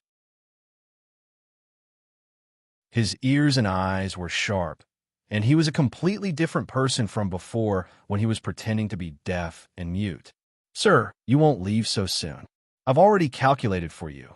You can live for at least 100 years, Fong Yin said with a smile. "If you think that's too long, I'll give you a discount and let you live for another 80 years. I can't go any less. Any less, and Yama won't be willing." The old man laughed aloud and said, "Child, you have a good mouth, but also a bad mouth. Tell me, were you planning by bringing such a group of people to our Swallow's Fort?" "Sir, you can tell?" Fong Yin asked in surprise. The old man chuckled. The wrinkles on his face were deep, and his eyes were like bottomless black holes, black and sparkling, containing the wisdom and energy to understand the world. "When have you ever done anything that doesn't benefit you?" With Fong Yan's proud and arrogant personality, do you really think that these hooligans are worthy of your attention? If you didn't mention our Swallow Fort's name, how could they possibly find us? By show aside, all the children of Swallow Fort added together wouldn't be as strong-willed as you alone, the old man said. Fong Yin looked around and hurriedly said, "Sir, don't do this to me. You're just making me hate. Did I say something wrong?" "I'd say the same in front of them," the old man confidently said. "Sir, of course you can say that. You even dare to say that." Fong Yin was about to cry. "If they don't dare to do anything to you, then wouldn't all their hate be transferred to me? Do I still want to live in this Swallow Fort?" Swallow Fort didn't have a village head because there were too many surnames and everyone belonged to different clans, so there was no clan head. But Swallow Fort had a teacher. Teacher was the teacher of Swallow Fort School of Enlightenment, as well as the school's headmaster. Bai Xiu was the school's teacher, but everyone called him Teacher Bai. It was only this old man in front of them that everyone had to call him teacher. If there was anything important in the village, it was teacher who went from door to door to inform everyone. If there was anything that needed to be decided, it was teacher who would be the judge. This old man wasn't the soul of Swallow Fort, but he was definitely its totem. Just like the stone tablet at the entrance of the village, they both had symbolic meaning. The old man laughed and said, "What? Scared?" "I'm really scared," Fong Yin replied. "I can act like a tyrant in this Swallow Fort because everyone loves and cares for me. But those people outside, they're really stabbing me to death. They're willing to do anything they can. How could I not be scared? So we brought these petty thieves to Swallow Dock and let the people outside see the power of Swallow Dock. Let them reign in their hearts and reign in their hands. Don't go too far in doing things. Am I right?" The old man's guess was correct. No one took Huang Yida and Guan Nu seriously. Even Huang Yida's reinforcements, third brother, was just a small character. Fong Yin even thought that third brother's power was too small, and that this trip to Swallow Fort was too dull. Whether it was Huang Yida, Guinu, or a third brother, they were only pitiful pawns. Fong Yin wanted to catch the big fish at the back, so that they could set their sights on Swallow Fort as a whole. He wanted them to know, "Don't bully me, I have a lot of brothers." Fong Yin's expression became serious, looking respectfully at the old man, and said, "Teacher, don't you think our Swallow Fort is too low-key? Why we have to be high-profile?" The old man asked, "I'm being bullied. The people of Swallow Fort are being bullied.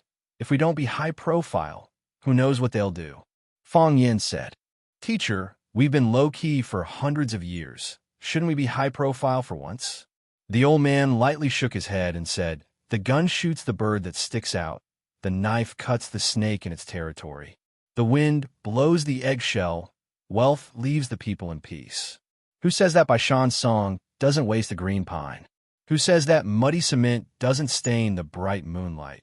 The old man hummed a tune with his back hunched, carrying a basket in one hand and a rake in the other, wearing thick cotton shoes as he walked into the wind and snow. Fong Yin lightly sighed.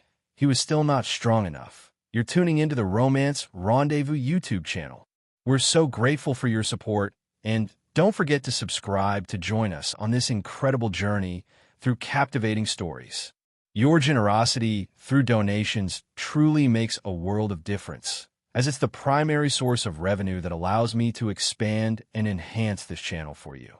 Thank you from the bottom of my heart for being a part of this adventure.